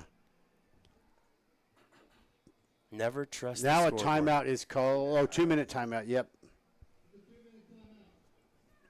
Golly, you hate to see Jesuit get to almost hanging half 100 by halftime. Yeah. Well, again, and I have every confidence that the coaches will come in there and say there's a few things we need to change. And some of this is it's such a matter of inches. But, boy, Lamar's got to tackle a little bit better, too, because there's been quite a few plays where they've had the play there but haven't been able to bring them down. Missing our top tackler, but it's not helping. No, yeah, you'd like to have, Braylon Williams, you'd like to have him out there on the field. We got a text from Javi Nahera. Sounding good. I'm still dumbfounded how Lamar ended up versus Jesuit. Jesuit plays UIL football, even though they're a private school. They did opt in and get into the UIL. They were the number 1 team in the Division II of 6A football for their district, District 8, I believe. And so the Vikings being the 2nd place team, if you will, of 6A Division II for our district, they're playing Lamar number 2 versus number 1 for Jesuit. Snap, handoff to number 9. Excuse me. He keeps it. Beck Berry, the quarterback. I thought I saw a handoff, but Berry's the quarterback. He goes to his left side. He gets stopped at the 9. Number 8, Christian King, stops him at the line of scrimmage, and that'll bring up 2nd and goal at the 9. Yeah, once again, surprise. There's a minute and 30 seconds left, and Lamar's not using those timeouts, and I don't know why. You can't do anything with them. The one thought might be they're going to try to have the defense stand up and keep them out of the end zone. Yeah, but you could still use your timeouts. Stop the clock. So you 2 have a receivers chance. right, 1 left. Here's the snap. DeBoo takes the handoff. He goes to his right. Someone's helmet came flying off and goes way across the field for the Rangers. Tackle. Zion Johnson makes the tackle, and again, pretty close to the line of scrimmage. This might be 3rd and goal Lamar does from call the a 9. Lamar does call a timeout here. 1 yard gain to the 8. 3rd and goal at the 8. Sorry, Bill. It looks like Lamar does call a timeout here with 1:10 left to go before half. And part of this timeout might be to say, hey, 3rd and goal at the 8. We have stopped them on 2 plays. They've only gained 1 yard in the last 2 running plays. How do we keep them out of the end zone here? And you've got to think that they want to run the ball. You can certainly throw the football here, but I think you'd rather run it. And so even if you're short, you milk some more time off the clock. Although, calling the timeout may change Jesuit's mind. Hey, even if we throw it, they're just gonna call a timeout anyway. And so maybe the whole playbook is open there. 3rd and goal from the 8-yard line. Both teams back on the field after the Viking timeout. Again, 3rd and goal at the 8.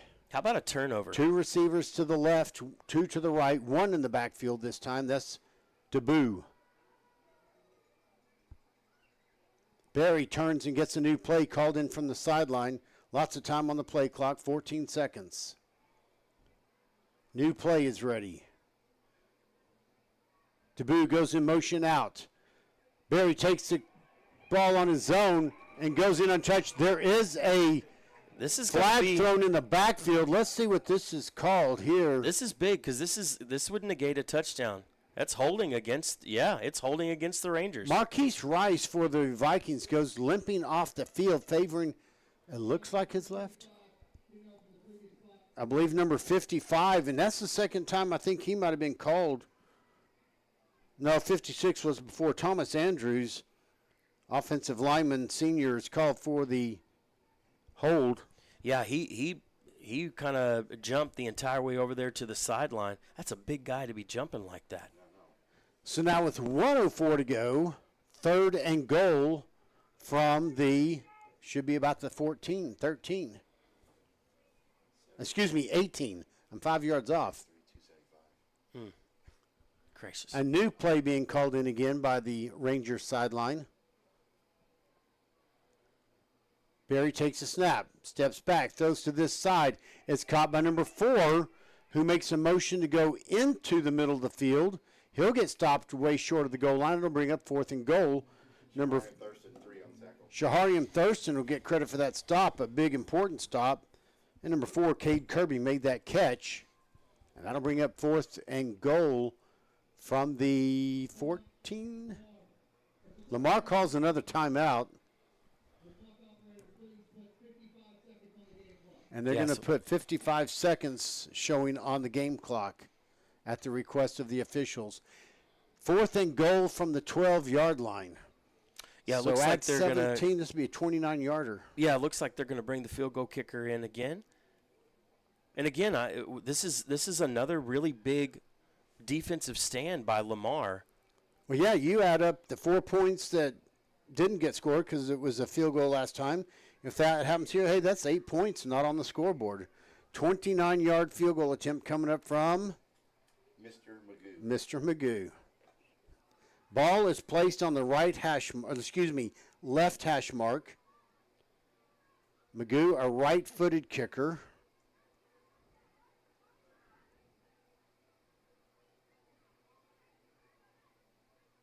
Here's the snap, the hold, the kick is up. That looks to be good. Boy, we have to start calling him Mr. McGood. He is perfect on field goals and extra points. Your new score, Jesuit 41, Lamar 21. Have either of y'all, Brent or Richie, ever watched a 6-man football game? Yeah, yes. This is the kind of score you sometimes expect. Coming into halftime, 41-21. You're not saying this is 6 on 11. No, I'm not saying that at all. No. It's a track meet, yeah. It feels like they've got 11 and we've got 6. Well, on that last kick, Thurston was just a step away from getting in there to block that kick. He came around the left edge, went right across, and just wasn't just a little bit behind there. See who's back deep for the Vikings. I think that's going to be, is that Pruitt? Pruitt on this side, Richmond on the other side. Magoo to kick off. See if he doesn't try and kick this. I'm going to guess it hits the middle of the S. Oh, and look at this. Their kicker, Magoo, he doesn't come out of the Catholic school feeder system. He comes from Lake Highlands Junior High. Oh, jeez. So they have a wide swath of players they're getting from schools. Yeah. Yeah, crazy. All over the Metroplex. All right, here comes the kick. It's up. It's going to be fielded at the goal line by Pruitt. 5, 10, 15, 20. He gets twisted around, still on his feet. He loses the ball. Now let's see who comes up with it. Oh, my goodness gracious. Jesuit says they have it. It looks like they probably do. Number 24 makes the recovery. Number 24, Jack Bourret. Wow. Boy, the one thing you just couldn't do right there is try to do too much. And Camille Pruitt is such a fantastic athlete, and boy, just tried to do too much. There's a point at which you got to say, "I'm down. We've got 40 seconds. Let's try and score." And 1st and 10 for the Rangers at the Viking 11-yard line. Disaster has become the situation here. One receiver out to the left, one to the right. Ball is on the right hash mark. 2 running backs or tailbacks in the backfield. Here's the snap. Handoff to Parker. Goes to the right side, still on his feet. Touchdown, Rangers. They won't do it. I really wouldn't do it. But if you're playing video game football, yeah, you go for 2 here to make it 50. I mean, the scoreboard is off a point. No, it is 47, isn't it? It was 41. I think. Yeah, that's right. You can't get 50 then. Never mind. kick a long field goal, or yeah. If you get 50, they'll figure out how to do it. Right. Life is not a video game, Bill. All right.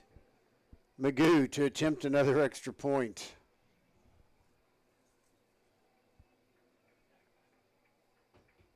The snap, the hold, the kick is up. A little bit of pressure from Shahariam Thurston coming through there, but the extra point is good. Your new score, Jesuit 48, Lamar 21. Well, it's a deep thought, Richie. 48-21. Lamar does get the ball first after the kickoff. And I'll do the positivity thing. If one team scores 48 points and a half, the other team certainly has the opportunity to do that. I've seen it happen before. Of course. And this is a high-powered offense that Lamar has. Boy, the defense has just been torched tonight, and I'm just shocked. Of course, you've got 14 points that are scored on 2 turnovers, way deep in your own end of the field. Well, you've got Mariko Harris that's back. You've got Richmond Harris, yeah. They may say, look, we need you for other things. 35.2 seconds. Someone, I won't say who, just sent a message. What time does Lamar show up? Sorry.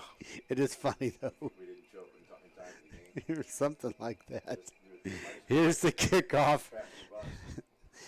And that will go into and out of the end zone. So Lamar starts off. No chance of fumbling this kickoff return. Want to thank multiple viewers who are sending messages, mostly of support. Things to talk about in the second half. Yes. Can we run reruns of the Grand Prairie game? Yeah, Brent says, can we rerun plays from the Grand Prairie game last week where Lamar won big? That would be nice morale booster to do that. Meanwhile, back here at Jesuit High School in Dallas, 1st and 10 for the Vikings on their own 25-yard line. Shaw takes a snap, handoff to Thomas. He's looking for somewhere to go, has nowhere to go. He'll get about 2 yards. Alert on the tackle, 3. 6. Number 3, Tanner Krug. You rang. Well, if your name is Magoo, I'll Yeah. write Yeah. you with Alert. 6'6", 220. That's a big man to fill that B gap. You must play basketball. 2nd and 8 for the Vikings. 4-point-something seconds. The clock's going to go down to 0. Your halftime score is going to be Jesuit 48, Lamar 21. Hey, Richie, just like you said, hey, if someone can score 48 points in the first half, who's to say the other team can't do it in the second half? And you really don't need 48. You need about 30. So it's easier as we talk more. It's going to get easier and easier. So you're saying there's a chance. Of course, there's a chance. Well, both teams have left the field. Richie, I'm going to challenge you to do something. Okay. Can you turn the camera and go ahead and show the bands for halftime? Do you think I bet I can. Without knocking over our bag of candy, of course. That would be. Look at this, folks. We may have video of the band show at halftime for y'all. Well, there's not much to say other than turnovers by the Vikings, explosive offensive plays by the Jesuit Rangers, and before you know it, at halftime it's 48-21 in favor of the Rangers. But hey, first time the Vikings have been to the playoffs since 2019. This is a huge step for that program. Yeah, it absolutely is, and this is not a eulogy right here to the Vikings yet. You still have a half to play, and these kids, they're playing with all they've got, and whether we believe it's going to happen or not, all that matters is those kids out there believe that there's a chance. And when you've got guys like Tyrone Thomas, when you've got guys like Jaden Shaw, when you've got guys like Camille Pruitt and Rollins and some of the young kids, you've got a chance to score. When you've got guys like Magruder and you've got guys like Rice and you've got guys like Harris, and you've got guys like Christian King, who's played a big game. You've got a chance I'm going to interrupt you real come back. quickly. Is that Sure. zoomed out as wide as it will go? Yeah, just Okay. about. We are so low and close to the field, it's difficult, but you'll be able to see at least some of the band. There we go. I got a little. Oh, yeah, you'll be able to see quite a bit of the band here. We're going to turn down our mics, and you can watch the bands, and we'll be back.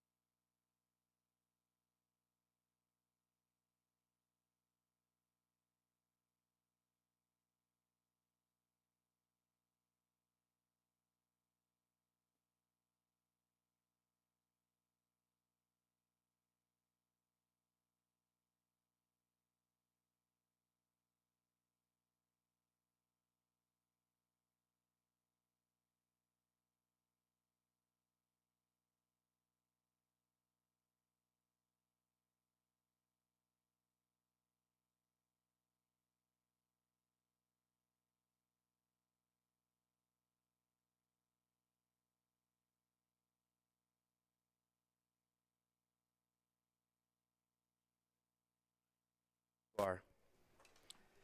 Well, welcome back to this broadcast of Lamar Viking Varsity Football Special Playoff Edition, coming to you live from the Jesuit Ranger Stadium at Jesuit High School in Dallas, Texas. It is a beautiful night for football, but that's where the beauty stops. As far as the Vikings are concerned, trailing 48-21 at halftime. They have a great statistical crew over there. One of the things that jumps out to me is Lamar led time of possession basically 15 minutes to 9 minutes. However, Jesuit has 404 yards to Lamar's 199 offensive total yards. And it just gets uglier from there. Well, of course, the ugliest thing is I almost don't even want to say it, but 48-21, the Rangers have the lead. The Vikings running out onto the field with Thor and Thorina. Yes. The giant VFND flag, Lamar High School flags, as the halftime clock winds down. But we talk about it a whole lot, Bill. Last week when we were against Grand Prairie, and we said you have to come out after halftime and say it's 0-0. You play the game as if it's 0-0 right now, and I think you do the same thing tonight. You have to just play the game, as if you're ready to go and you're ready to start. And I think that's the only thing that the Vikings can do. They take this first half kickoff and try and work it down the field and put some points on the board.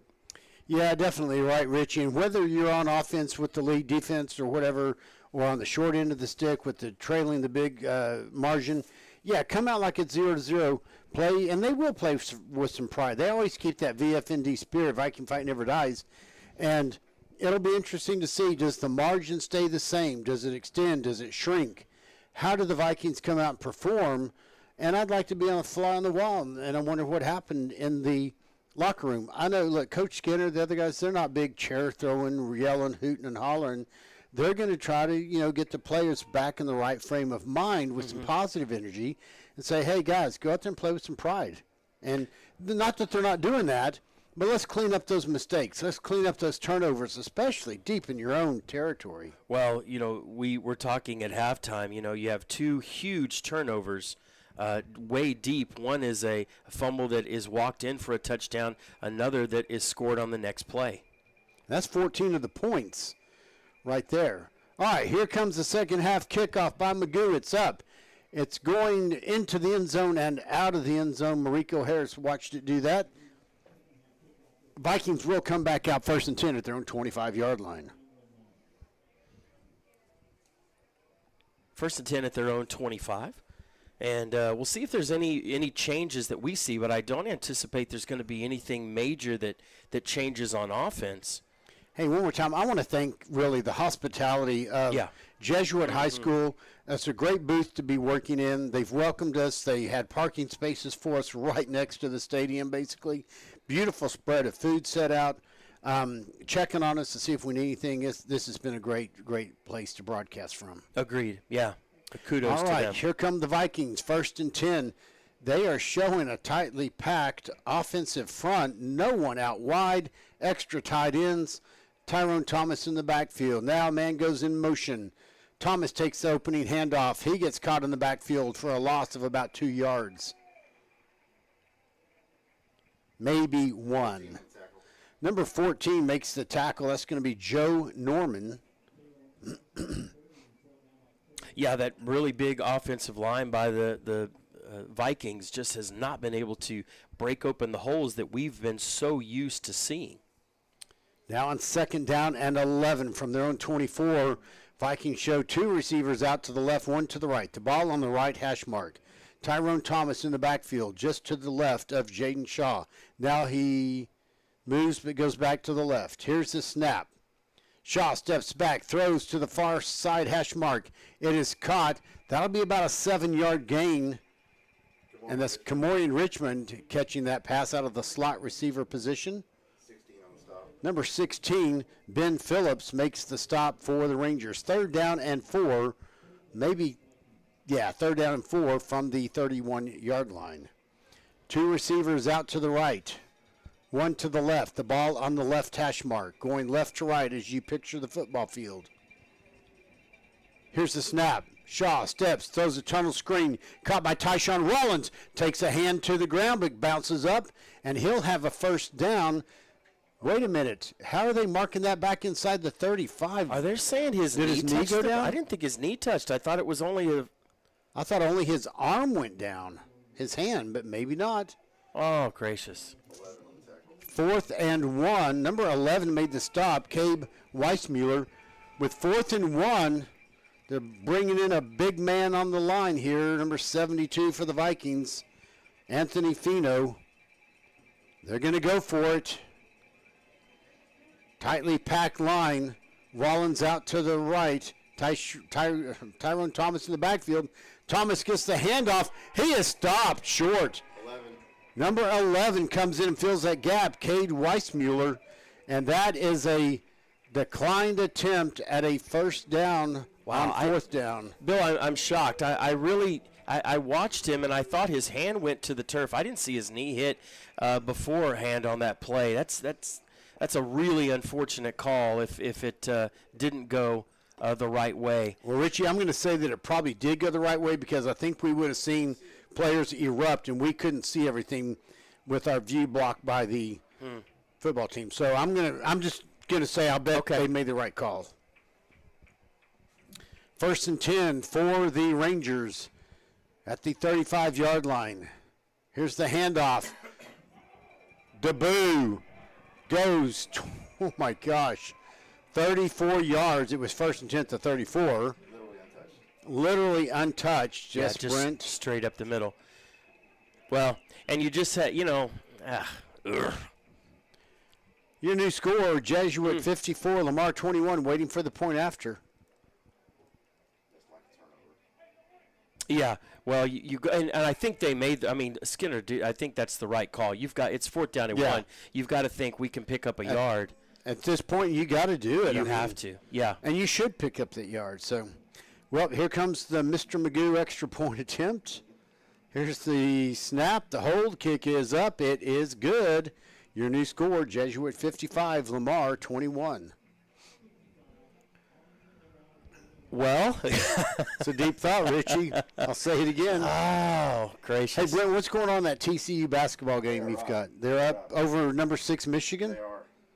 Wow, hosting number 6 Michigan. What's the score roughly? It is 30-29. Approximately 30-29 in favor of the Horned Frogs. Approximately. Yeah. It's a big game. You know, it's another big game. Tomorrow morning, Okay. A&M hosts South Carolina. Undefeated number 3, Texas A&M.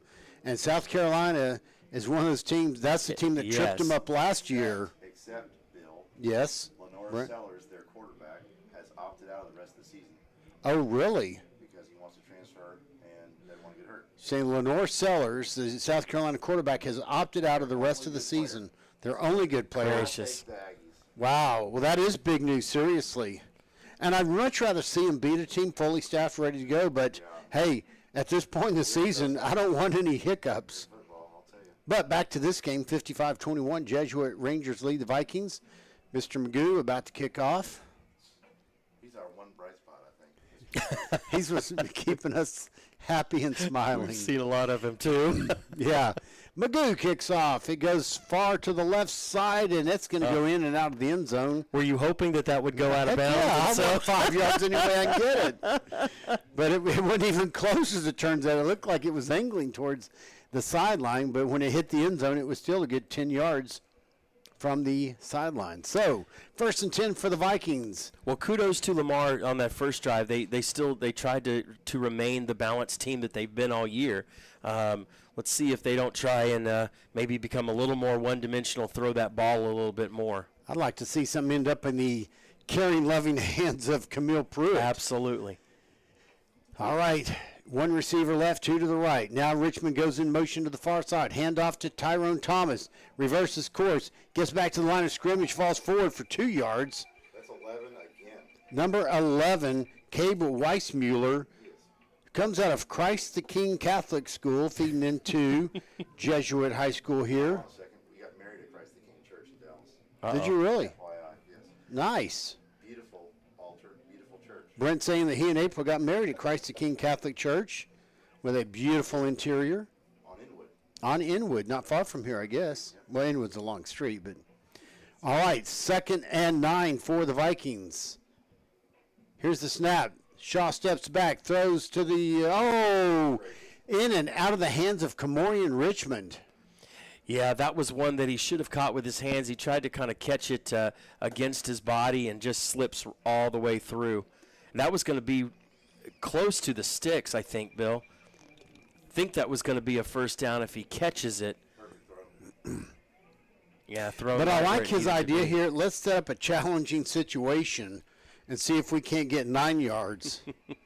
3rd down and So 9. 3 receivers to the left, 1 to the right. As a strategy, got you. Yes, as a strategy. Now Thomas goes out of the backfield, empty set.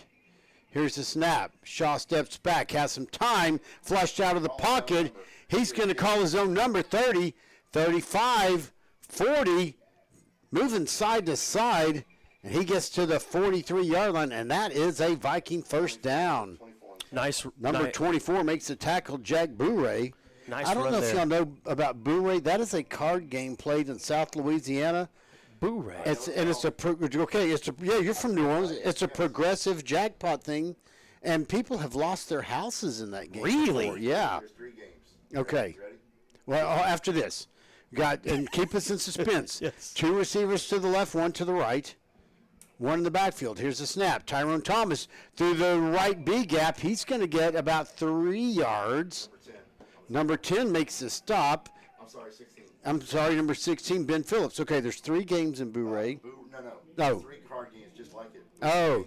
Tonk Okay. and Pity Pat. I've only heard of Bourret before. Bourret, Tonk, and Pity They Pat. all move quick and you can lose a lot of money. You are correct. And Or houses, according to I Bill. done that when I was a kid growing up at the golf course.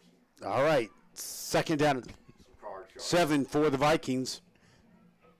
2 receivers left. That's going to be a false start. There's going to be a false start, probably over here on 27, I think correct? so, too. That's the Yeah, freshman. Jamar Roberts. Oh, they're saying number 20. Tyrone moved. Well, and I like the strategy. You know, Get more. Hey, it worked before. why You know, pick they up got it 10 on yards purpose. when you can pick up 12? Exactly. That's stat padding right there. Which is 2nd down and 12 for the Vikings from their own 41-yard line.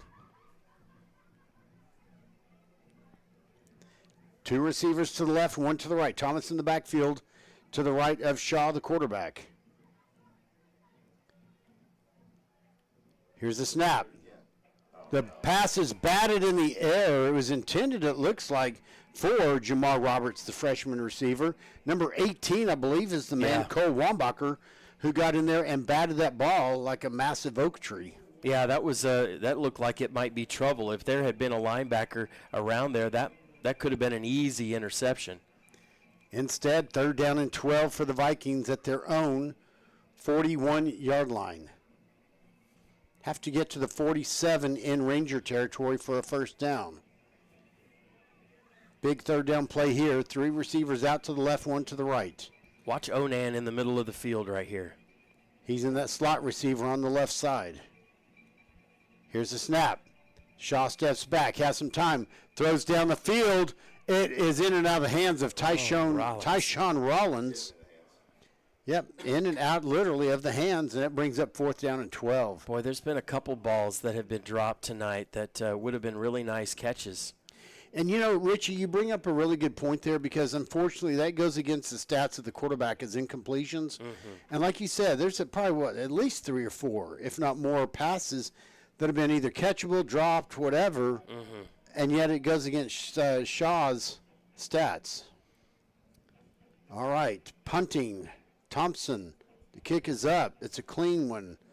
It is fielded by number 81 at the 33. He hit stick somebody. He's out to the 45, 50, 45, 40, 35, and gets taken down inside the 30. That number 81 is Corson Lindley. We've called his name a lot. You know, he's only a sophomore. 34 on the Gracious. Number 34 makes what might be a touchdown-saving tackle. That's John King for the Vikings. Well, again, we talked earlier, you know, some missed tackles. he was dead to right. All you had to do was run through him on the punt, and kind of waited and waited and waited, and he's able to get a step and, boy, get around the corner and pick up big yardage. 1st and 10 for the Rangers at the Viking 31-yard line. One receiver out to the left, one to the right, 2 in the backfield. Here's the snap. Handoff. Deboo on the left B gap, just cutting and slicing, and finally gets taken down by 2. By 2 Vikings. Magruder in there. Mariko Harris might have been involved, but Magruder gets the credit for the lead tackle. But not before the Rangers get a first down at the Viking 20-yard line. Now there's a injured Viking on the play.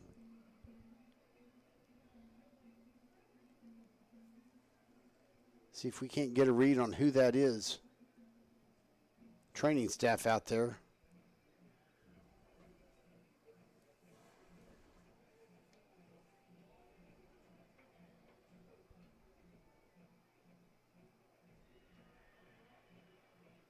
Tell you what, these Jesuit Rangers, they came out ready to play. They're a physical team. They are. You know, we were looking at some of their stats and saying, well, you know, they went through a tough district. They had so-so stats, but they have lit up the Vikings, including taking advantage of some drop passes, some turnovers, and some of those drop passes ended up in 4th down situations where the Vikings either went for it and didn't get it, or had to punt. So, Bill, such a game of inches. I go back to the very first play of the game.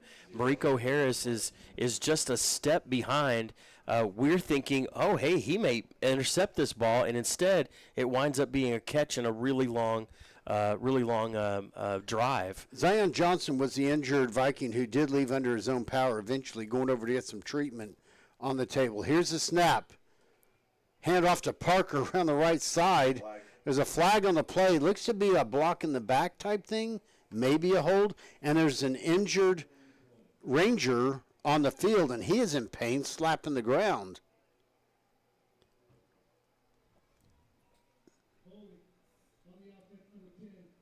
So the holding penalty against number 10, Caden Profit, that'll bring back the touchdown run by Parker.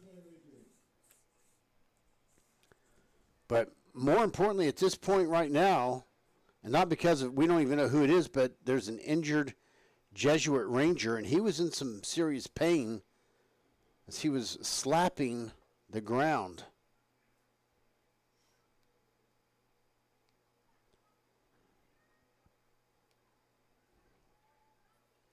Now, you know, just some follow-up. We had that game at Grand Prairie last week. Yeah. There was an injured Grand Prairie gopher, Yes. carted him off.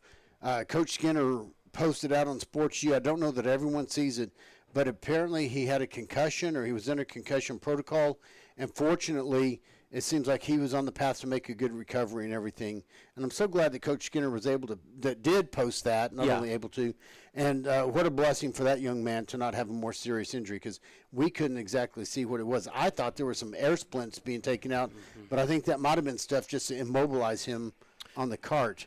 Bill, we walked past the Grand Prairie coaches and just asked.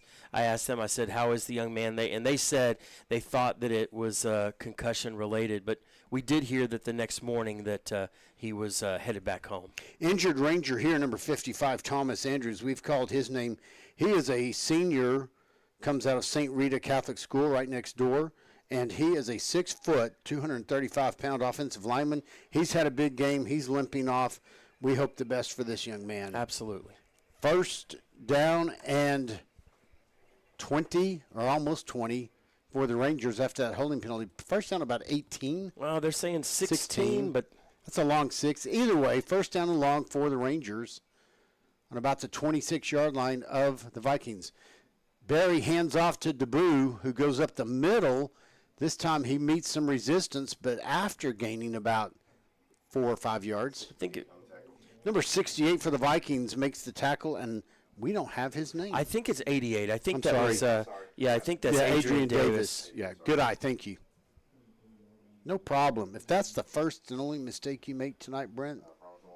Bill, write that down. Yeah. All right, second down at about 13 for the Rangers. One receiver left, 2 to the right, 2 in the backfield. Here's the snap. Fake handoff. Pass over the middle to a wide open number 7, Shane Parker out of Renner Middle School. And that is another touchdown for the Jesuit Rangers, who now lead 61-21, waiting for the point after. Oh, at what point do you do the running clock? Well, just, they have a unique looking offense where you oftentimes will have the two backs, and he comes out of the backfield and just a little. Here comes the Mr. Magoo's point. Magoo, I don't want to miss Mr. Magoo. Here's the snap. The hold, the kick is up. Magoo is good. And Thurston keeps getting so close to blocking those those kicks. Excuse me. 62-21, by the way. Go ahead. Oh, jeez. Just for those playing the home game. Yeah, just a nice little pattern, and he's wide open. And I don't know if this is just a deal where the defense is not used to seeing it and having trouble with it. But, man, they have been out of position a lot tonight. Well, and that offensive line for Jesuit is just overpowering at times, too. Agreed.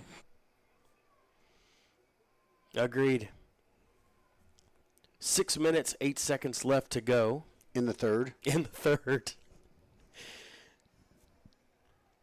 Jesuit gets ready to kick off.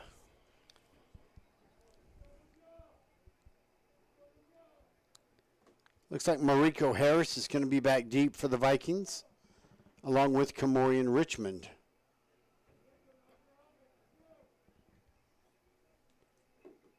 Ready on the far side at the 30-yard line in case there should be a need for a fair catch is Magruder. Magoo to kick off.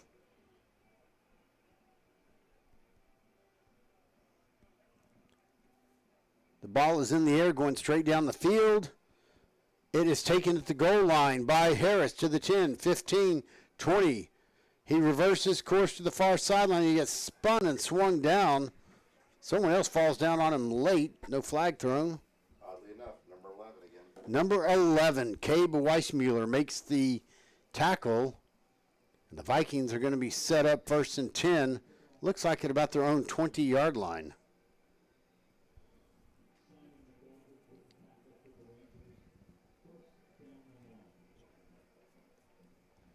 I'm looking to see, I'm going to guess that we might see 1 or 2 more series, and you might see some of the young kids with just a chance to play in a playoff game. Tyshawn Rollins split out to this side. Tyrone Thomas takes the handoff. No, it's not. I'm sorry. Who is that? Single digit. Is that Brown? Dontavius Brown? Yes. He does take the handoff. He has a hard time finding blockers. He'll get back to he'll make a yard. 2nd and 9 at the 21. 99 in the tackle.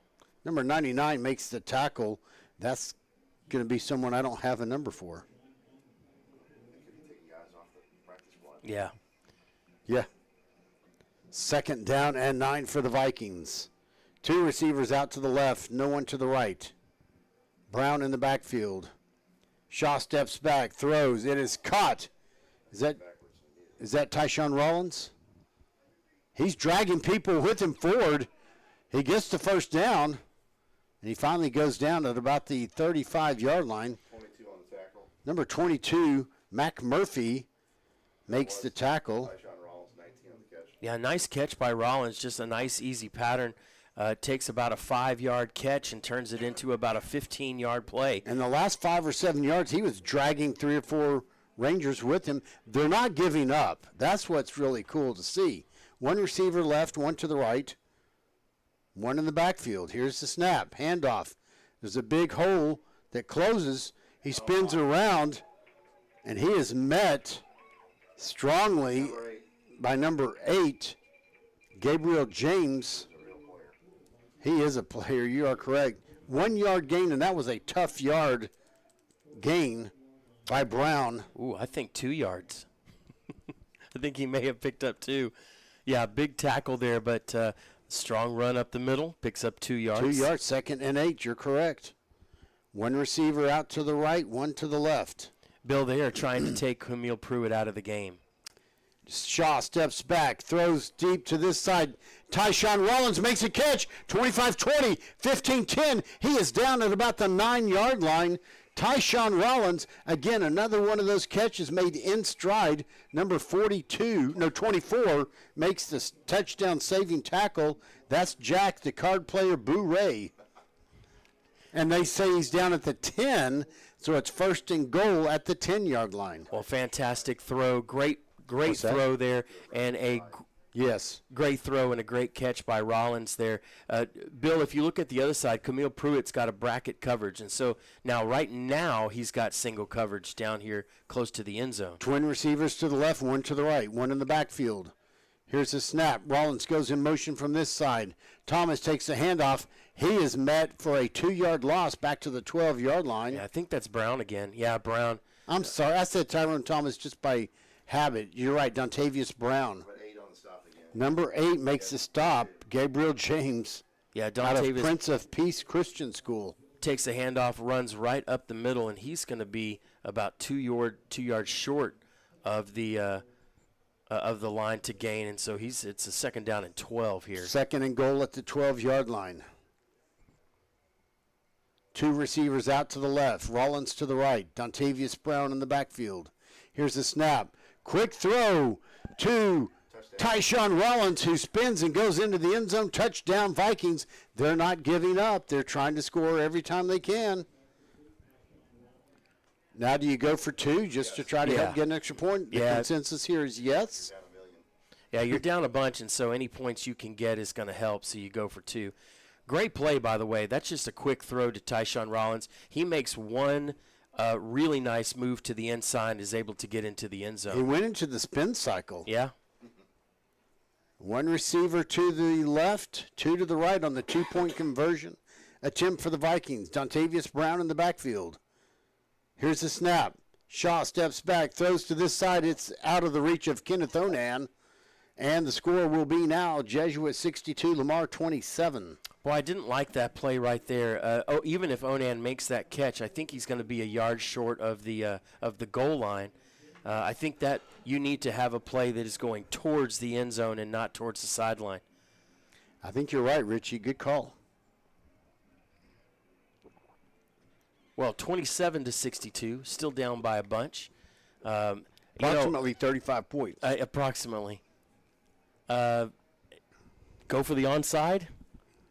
I'm going to say no, because you're really not going to pick up. I mean, yeah, you might end up with a short field, but if you don't give it, you give them a really short field. And I don't disagree with you. And hear me, I'm not saying you got to do it, but listen, if you want to make it a game, right?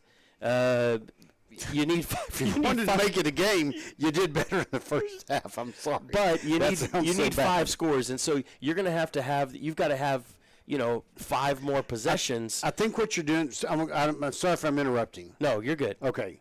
I think you kick off normally, because if you start making desperation plays when you're down by 35, you might accidentally just let the margin explode. Yeah. I say play for what you can. Okay. That's me. And listen, I don't think you're wrong. I really don't. I just you're trying to find a good reason. I think it's just a simple math deal. Well, they think it's an onside. They've got their hands team up. Want to kick it deep? This is the time to do it. Yeah. It is a deep kick. Number 81 calls for the fair catch. He makes it. That's Corson Lindley. So that'll bring the ball out to the 25-yard line. Well, Jesuit thought that they might do it, had all their hand teams up there, and they were prepared for it. Oh, yeah, they were on the 50 and 45-yard line, 10 of their players. You're right, Richie. And I understand the thought of, well, do you go ahead and try to get a short field, but here we go. 1st and 10 for the Rangers at their own 25-yard line.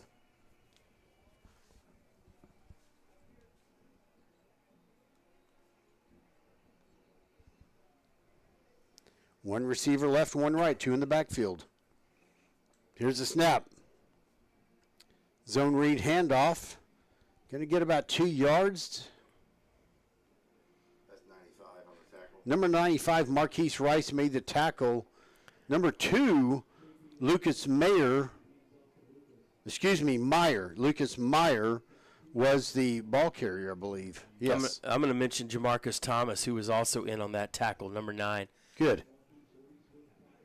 Everyone deserves a shout-out that has a part in it. Absolutely. Got in Thank you, there Richie. and helped to bring him down. Good play there by the defense. Gain of 2. 2nd and 8 from the 27-yard line. 2 receivers left, 2 right. Oh, the snap goes back past the quarterback. He'll fall on it inside the 15-yard line.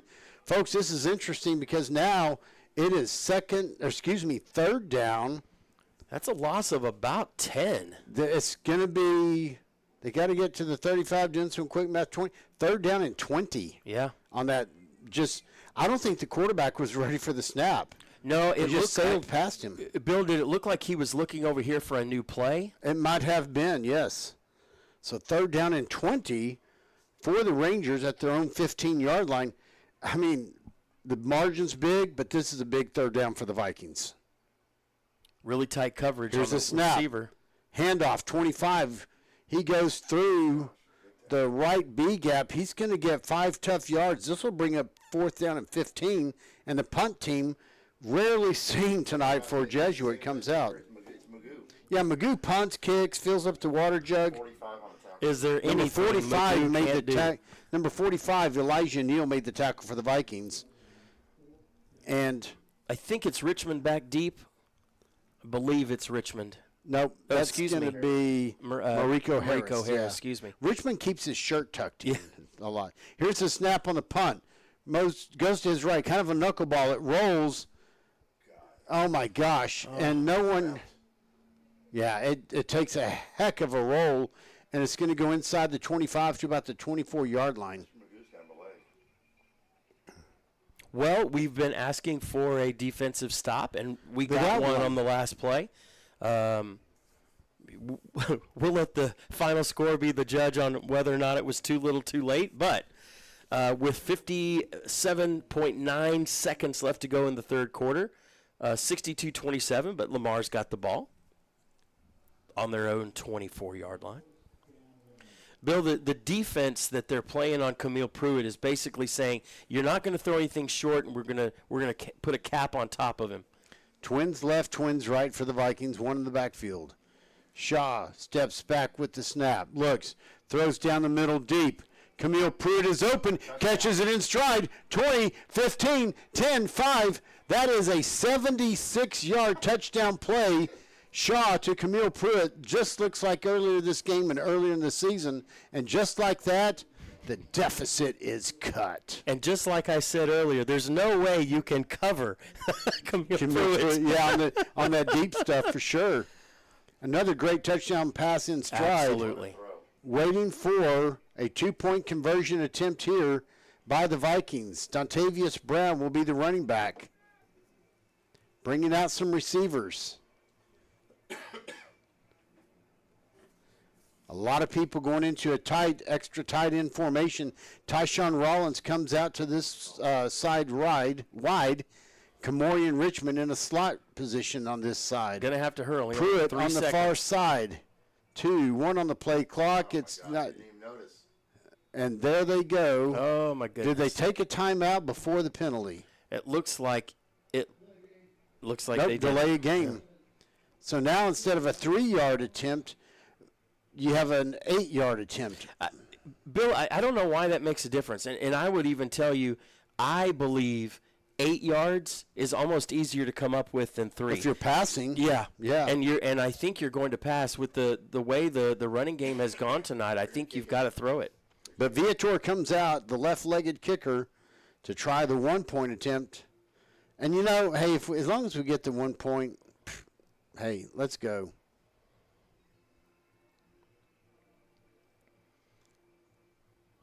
Slowly trotting out some more players merciful with heavens. 11 seconds on the play clock.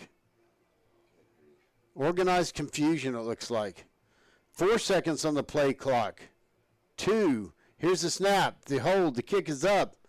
It makes it through the uprights. Your new score, Jesuit 62, Lamar 34. I'm going to say this again. We talked about this last week. Viator has grown into that position Oh, yeah. so well.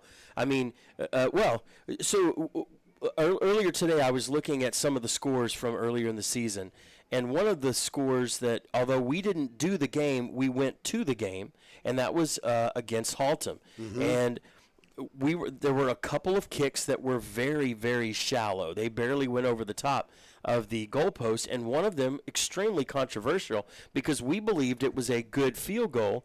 It winds up being called no good. There's plenty of videos out there that show it was good. Yeah, and it was, Yeah. but because you've kicked it so low and so close to the bar, it was determined that it wasn't good. And boy, he has really elevated his kicking game. I love it. Yeah, he really has, and he's become quite a kicking force for the Vikings. Definitely. Well, speaking of kicking off will be number 46, James Odumade, who has done a lot of the kickoffs for the Vikings. Hands team back up here for Jesuit. One of them deep. That's number 81, Corson Lindley.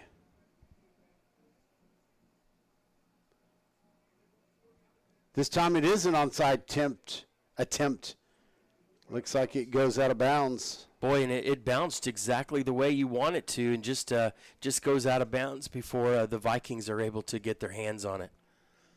1st and 10 for the Rangers at the Viking 49-yard line.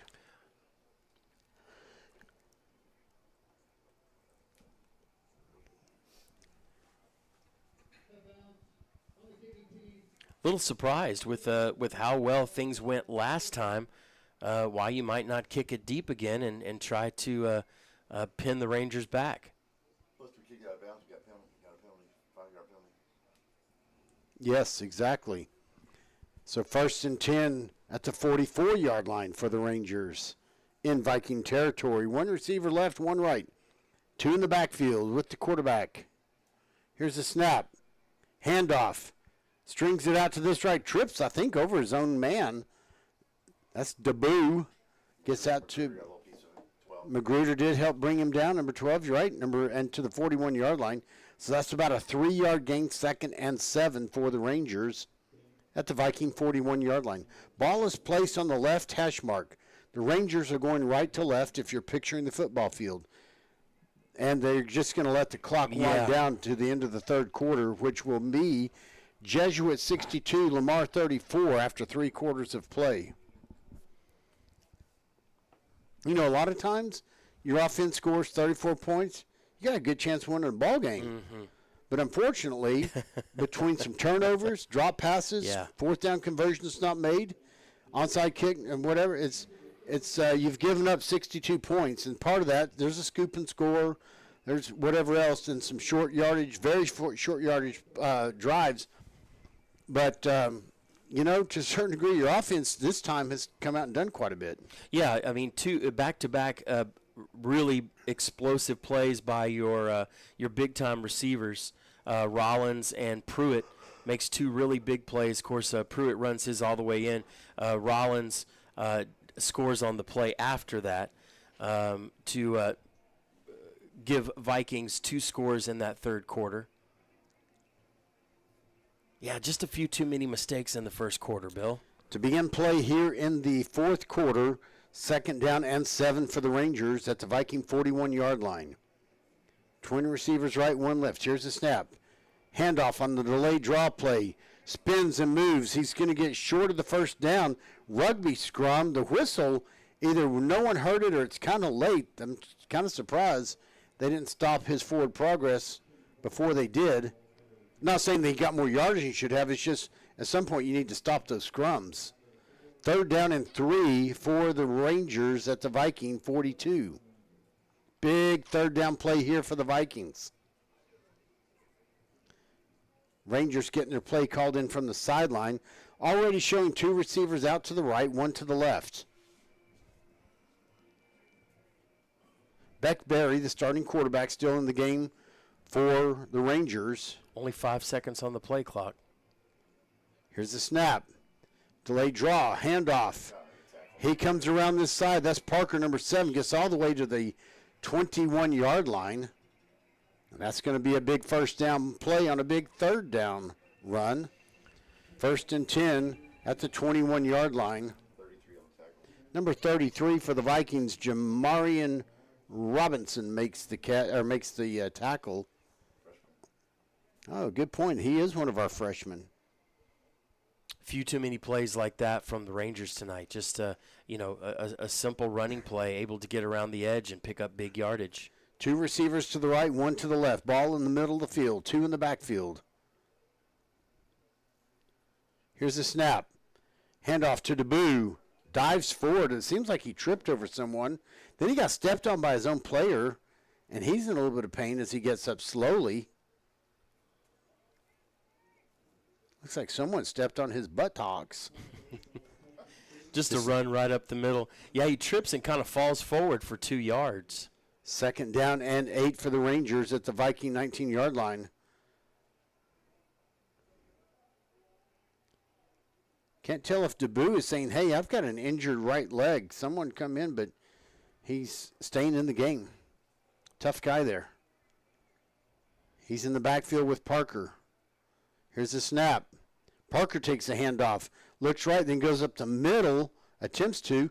He'll get stopped, I think, for a yard loss back at the 20. It's where the line of scrimmage had been the 19. That'll bring up 3rd down and 8. Clock rolls down to 9.5 minutes to go in the game. 62-34 the score. Yeah, good defense there, and I'm going to give that credit to the defensive line there. That's Rice and Davis in the middle. Excuse me, that's 55. And then that's also Christian Gonzalez. And number 50, Demetrius Washington, in there playing a big role. And I'm going to tell you again, here we go. Viking fight never die spirit is showing up here. Look, they could just be falling back and laying down and say this game is over, but the defense is playing tough here. Here's the snap. Fake handoff. Barry throws. It's caught by Parker. He'll go out of bounds at about the 17-yard line. Yeah, pick up some yardage, but it's going to be well short. Big 4th down, and they're bringing on Magoo. 22 got him out of bounds. Yeah, I think number 22, though, you're right. Roman Pinales ran him out of bounds. And so on 4th down, hey, look, this is a kind of a win for the defense. They're holding them to a field goal attempt. Yeah, nice. This is on a short field after and not executed or not successful onside kick. Ball on the right hash mark. This will be a 34-yard attempt for the field goal. Snap, the hold, kick is up. Man, that guy's going to be playing on Saturday somewhere. And that extra point is good. Mr. Magoo hits another one. It is now 65-34. Now let's see what the Vikings do when they get the ball next. Wouldn't it be nice just to see another long Jaden Brown to Camille Pruitt in stride, 75 or 76-yard touchdown? Yeah, and I don't know what you do defensively if you're the Rangers. You know, you've done kind of all you can with Pruitt over on one side, but when you've got a talented guy like Rollins, not sure you can't do that to both of them. You can only play with 11 guys.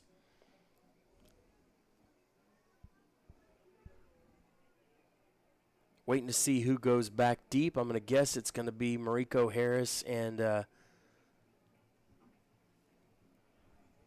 see. Yeah, Richmond over here. Yes, Richmond on this side, Harris on the far side, deep for the Vikings.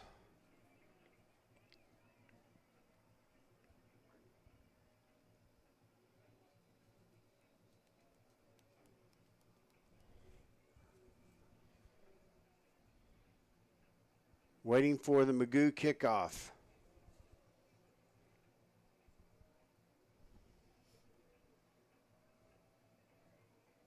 Here he comes. The ball is up. It is going to be fielded at the 5. It's muffed. It's picked up at the 3. Back to the 5. 10. Has a space up the middle, Mariko Harris does. He'll get about to the 17. And number 14 stops that play. Joe Norman for the Rangers.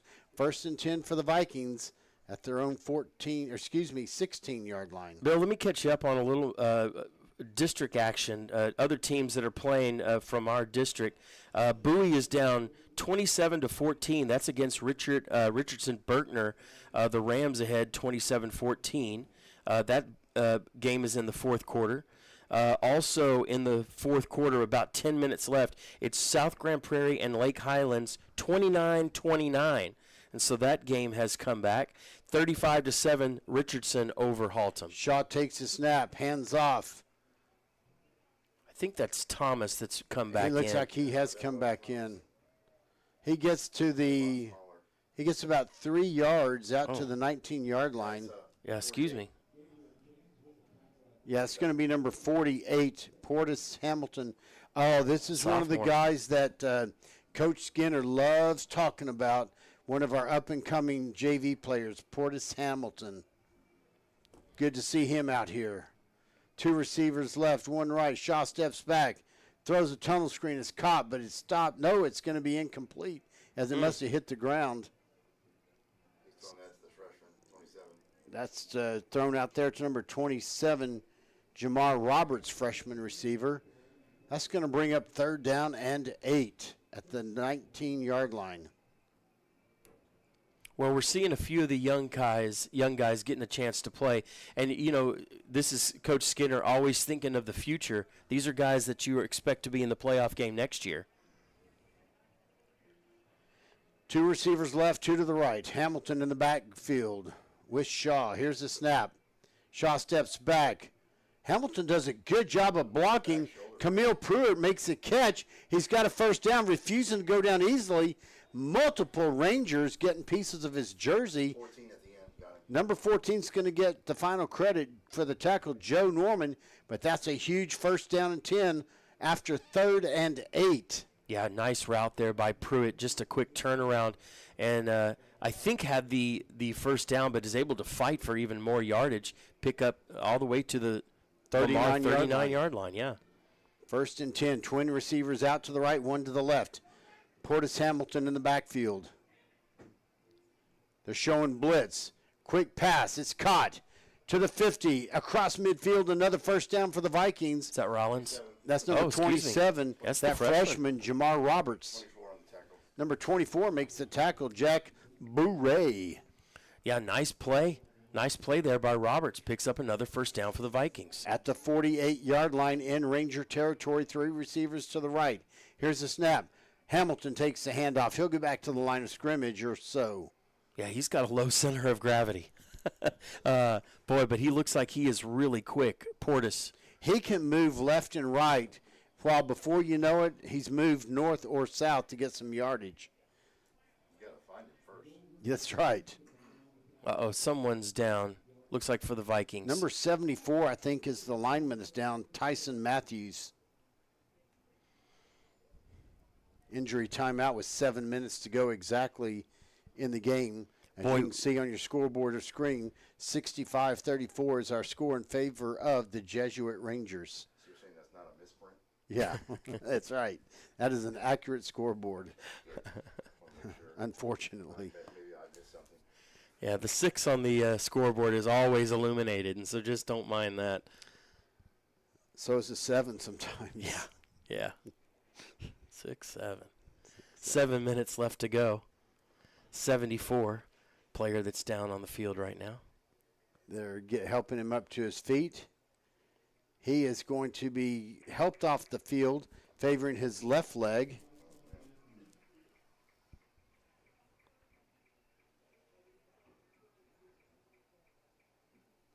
Meanwhile, the rest of the Vikings team comes back onto the field ready to go, as do the defensive players for the Rangers. 2nd and 10 for the Vikings at their own 48. 3 receivers out to the left, 2 to the right, empty set in the backfield. Shaw barks out a new play at the line of scrimmage. Plenty of time on the play clock. Here's the snap. Shaw steps back, gets some pressure. He's actually going to get sacked. Wow, 2 or 3 different Rangers converged on him. 94 got the sack. 94 is going to get credited. That's Parker Sherman. Comes out of Wester Middle School. His dad's right here. Or he was. Now, there is a Wester Middle School in Mansfield.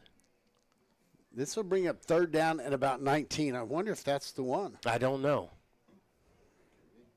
We look good. We're doing some heavy recruiting. That's a long It's a long commute. He's a big boy. 2 receivers left, 2 right, 1 in the backfield. That's Hamilton. Here's the snap. Shaw steps back. Throws over the middle. Caught by Onan. He's inside the 30. Drags that player to the 25. Kenneth Onan makes an incredible catch and run. Oh, man. Oh, Nan. Number 24 makes probably a touchdown-saving tackle. Jack, deal me in, Boo-Ray. Fantastic. What a great pass and a fantastic job of catching that ball with his hands, not using his body, bringing it down for a big first down. First and 10 at the 25-yard line. Shaw steps back, rolls to his right, throws. It is almost intercepted. That's the freshman. For a touchdown by Roberts. 27. Yeah, that's Yeah. Roberts. That's back-to-back weeks for the freshman to get to score. What a drive for the Vikings. A couple of big explosive plays.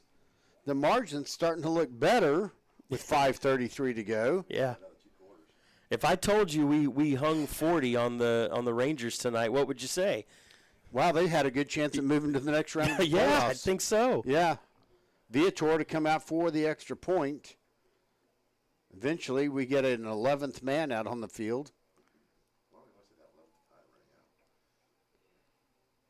10 seconds on the play clock. Here's the snap. The hold. The kick is up. Boom. And just like that, the deficit is cut once more. The new score, Jesuit 65, Lamar 41. Can you find 24 points to put this thing in overtime? Well, With 5:33 to go. yeah, in the I game. think that's your Yeah. problem, and I think this is where desperation sets in. I think you've got to try for the onside kick. It doesn't matter what kind of field position you give them. And this is Bill. This is what I was talking about earlier. I think you've got to have the 5 possessions. Your defense has stood up and done some good things. Now you have to just have the ball enough, and I think what's going to happen is Lamar is going to wind up being just short on the number of chances. What was it Michael Jordan used to say? I never lost, I just ran out of time. That's what the Aggies always say. They either get outscored or run out of time. And I think here, yeah, you're right. You and Brent both. They're going to run out of time. Yeah. Because they're turning this game around. They're cleaning things up. And they're showing that VFND spirit. They're not giving up. I'm excited about this team. I'm excited about this program. No, absolutely. Oh, no doubt. I think the Vikings are going in the right direction. And again, I want to remind you, this team played a road game every single week this year. Will next year. And will probably next year. Yeah.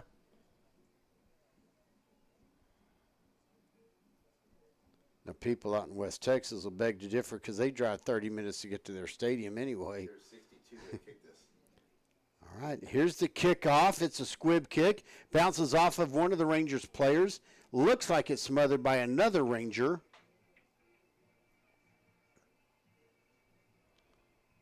And it is. Looks like number 4. Yeah, number 4, Call his name a lot. Cade Kirby is going to say, I'm the one who comes up with the ball, and he's accurate in saying that. Yeah, the hands team was there, Brent. You're correct. 5:33 to go in the game, 65-41 the lead. The margin has narrowed some. The Vikings have cleaned up some things here in the second half. But again, they've got some freshmen and sophomores out that have been making some plays in this game that show the future of this overall program. 1st and 10 for the Rangers. Here's the snap. Handoff to the right side. He'll get about 3 or 4 yards. Say 4. 25, the ball carrier. Yeah, number 25 who comes in a running back position, Max Smith. 0 on the stop. Zion Johnson makes the stop for the Vikings. 2nd down and about 6. Bill, if they can hold this short of the first down right here, again, you're just playing to try to do what you can. I think you call a timeout, stop the clock. Twins right, single left. Here's the snap, handoff. That's number 23 that takes that run. That's going to be Judson Harris. This is going But to be there's a holding again. penalty flag in the backfield. This is going to be holding against Jesuits. The backup quarterback's in for Jesuit JP. Oh, sure enough. Interesting. Coming out of Park Hill Junior High. So J.P. Livingstone is the new quarterback. You're great. Look at that tall drink of water, 6'3" sophomore. And he's going to be next year's quarterback. Yes, he will be next year's quarterback. Bill, I didn't hear what the flag was for. Holding in the backfield Got it. against number 100. Okay. Would you like fries with that? Yes, that penalty was against number 100. Well, and the good thing is you don't have to call a timeout there. It's going to be another second down. Second down at about 15, maybe 16, for the Rangers at their own 38-yard line. Tight formation, no receivers left or right. Extra tight ends, 2 in the backfield. Here's the snap. Handoff comes this way. Call a timeout. I think that's Judson Harris on the Really good. handoff carry. That's another good defensive play. Yeah, that's Marquise Rice is tackler. Excuse me, number 25, not 23. Max Smith is the running back that makes it. Number 23 also in the backfield. And like I say, number 15, J.P. Livingstone, is the backup quarterback now in the game. Third down and about 13. Maybe 12, it looks like. The Rangers have played a really clean game. No turnovers. 2 receivers far out to the left, 2 to the right, 1 in the backfield, but he goes out in motion. Livingstone is going to get wrapped up before he gets, or maybe right at the line of scrimmage by the time he gets forward progress. 45 on the tackle. Number 45 makes that tackle. That's Elijah Neal, sophomore for the Vikings. That's going to bring up 4th down and 12, a big defensive stand for the Vikings. Boy, how many times have we said sophomore or freshman or young player for the Vikings making a play? All right, Magoo comes in to punt, Mariko Harris back deep, Bill. standing at about his own 20-yard line.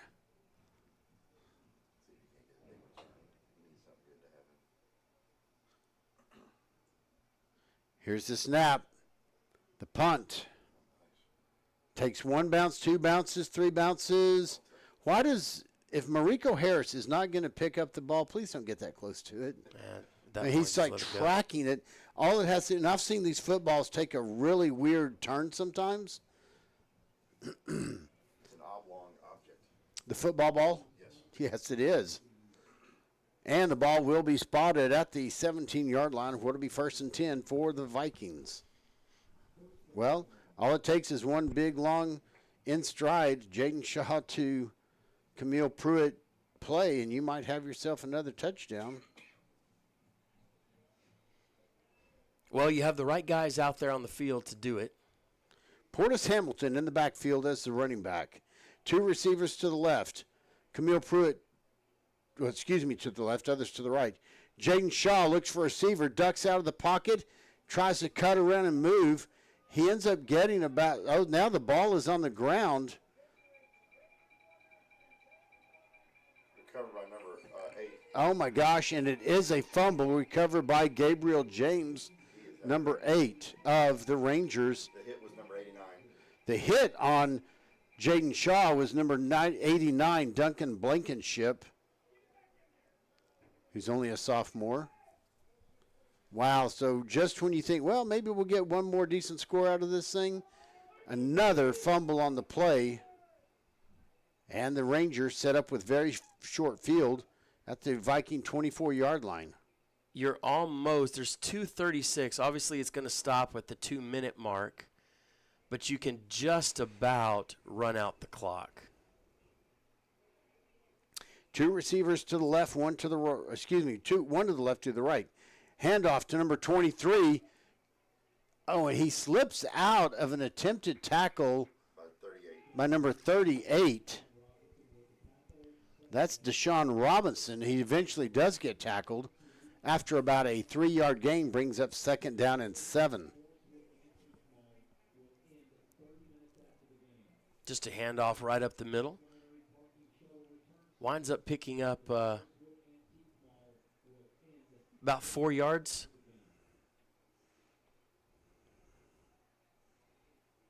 Not sure what that announcement was. Something's happening after the game, and I thought I heard something about an antique car show. I'm not sure. Oh.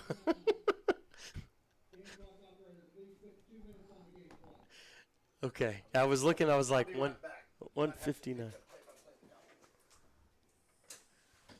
So there's 2 minutes left to go in the game. We're joined. Brent, how are you? Hello, Richie. I'm good. How are you, sir? Wonderful. So 2 minutes. Make sure you turn your knob up right there. So Bill, I think, had to run maybe to the little boys' room. Or did he walk off the job? It may be so, or he may be trying to go and see if there's one more of those little tacos. He in wanted there. a to-go box. I think. I don't know if that's good form or not to take to-go food from the opposing, but he might try it. So Jesuit has the ball, second down, and looks like about 7. I'm going to say the last play was a gain of 3, so second down and 7. Ball's on their own, or on the Viking 21-yard line. Snap is back, handoff to 23. 23 moves up the middle, and he's going to be stopped right at the line of scrimmage. I think it's going to be no gain on the play. Yeah, no gain on the play. It'll be third down and about 7 as the clock trickles down. 1 minute, 40 seconds and counting. So it's going to be about third down and 7, ball still on the 21-yard line. I was taught long ago, Bill, don't trust the scoreboard. Well, in some stadiums, that's the case. They're doing a good job here. Yeah, except it says Overall. first down on the 23-yard line. This is one of their rare times. You're right. Little fake handoff, but a flip in the backfield. It's going to be stopped short of the first down. I think number 19 ended up with the ball, Carter Casey. Yeah, it was on a little sweep play, and Casey went around the edge and was got caught up in a big scrum over there on the sideline on the far side of the field. There's a minute left to go. I don't know if somebody called a timeout, but the clock has stopped. Uh-oh. Yeah, it looks like Lamar might have called a Yeah, timeout. yeah, it's saying 2 timeouts left. Fourth down and about 5 to go for the Rangers at the Viking 19-yard line. Now, I wonder, they're in a tough situation, the Rangers are. If you kick the field goal, which is a normal thing to do in this distance for them, it looks like you're piling on points. You can't punt. If you go for it and don't make it, you've turned the ball over, but it's deep in their own Vikings' own territory. So, what do they do here? If it's me, I probably Yeah, or you just run the play. that's what they're going to do. They're going to run a play with 2 receivers out to the right, 1 to the left, 2 in the backfield. It's Fourth their, and 5. yeah, their standard setup all game.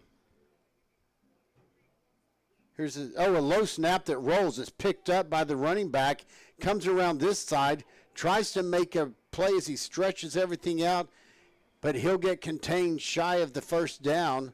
Some good sportsmanship there shown by number 33 of the Vikings, Jamarian Robinson, the freshman, as he helps that running back up off the ground.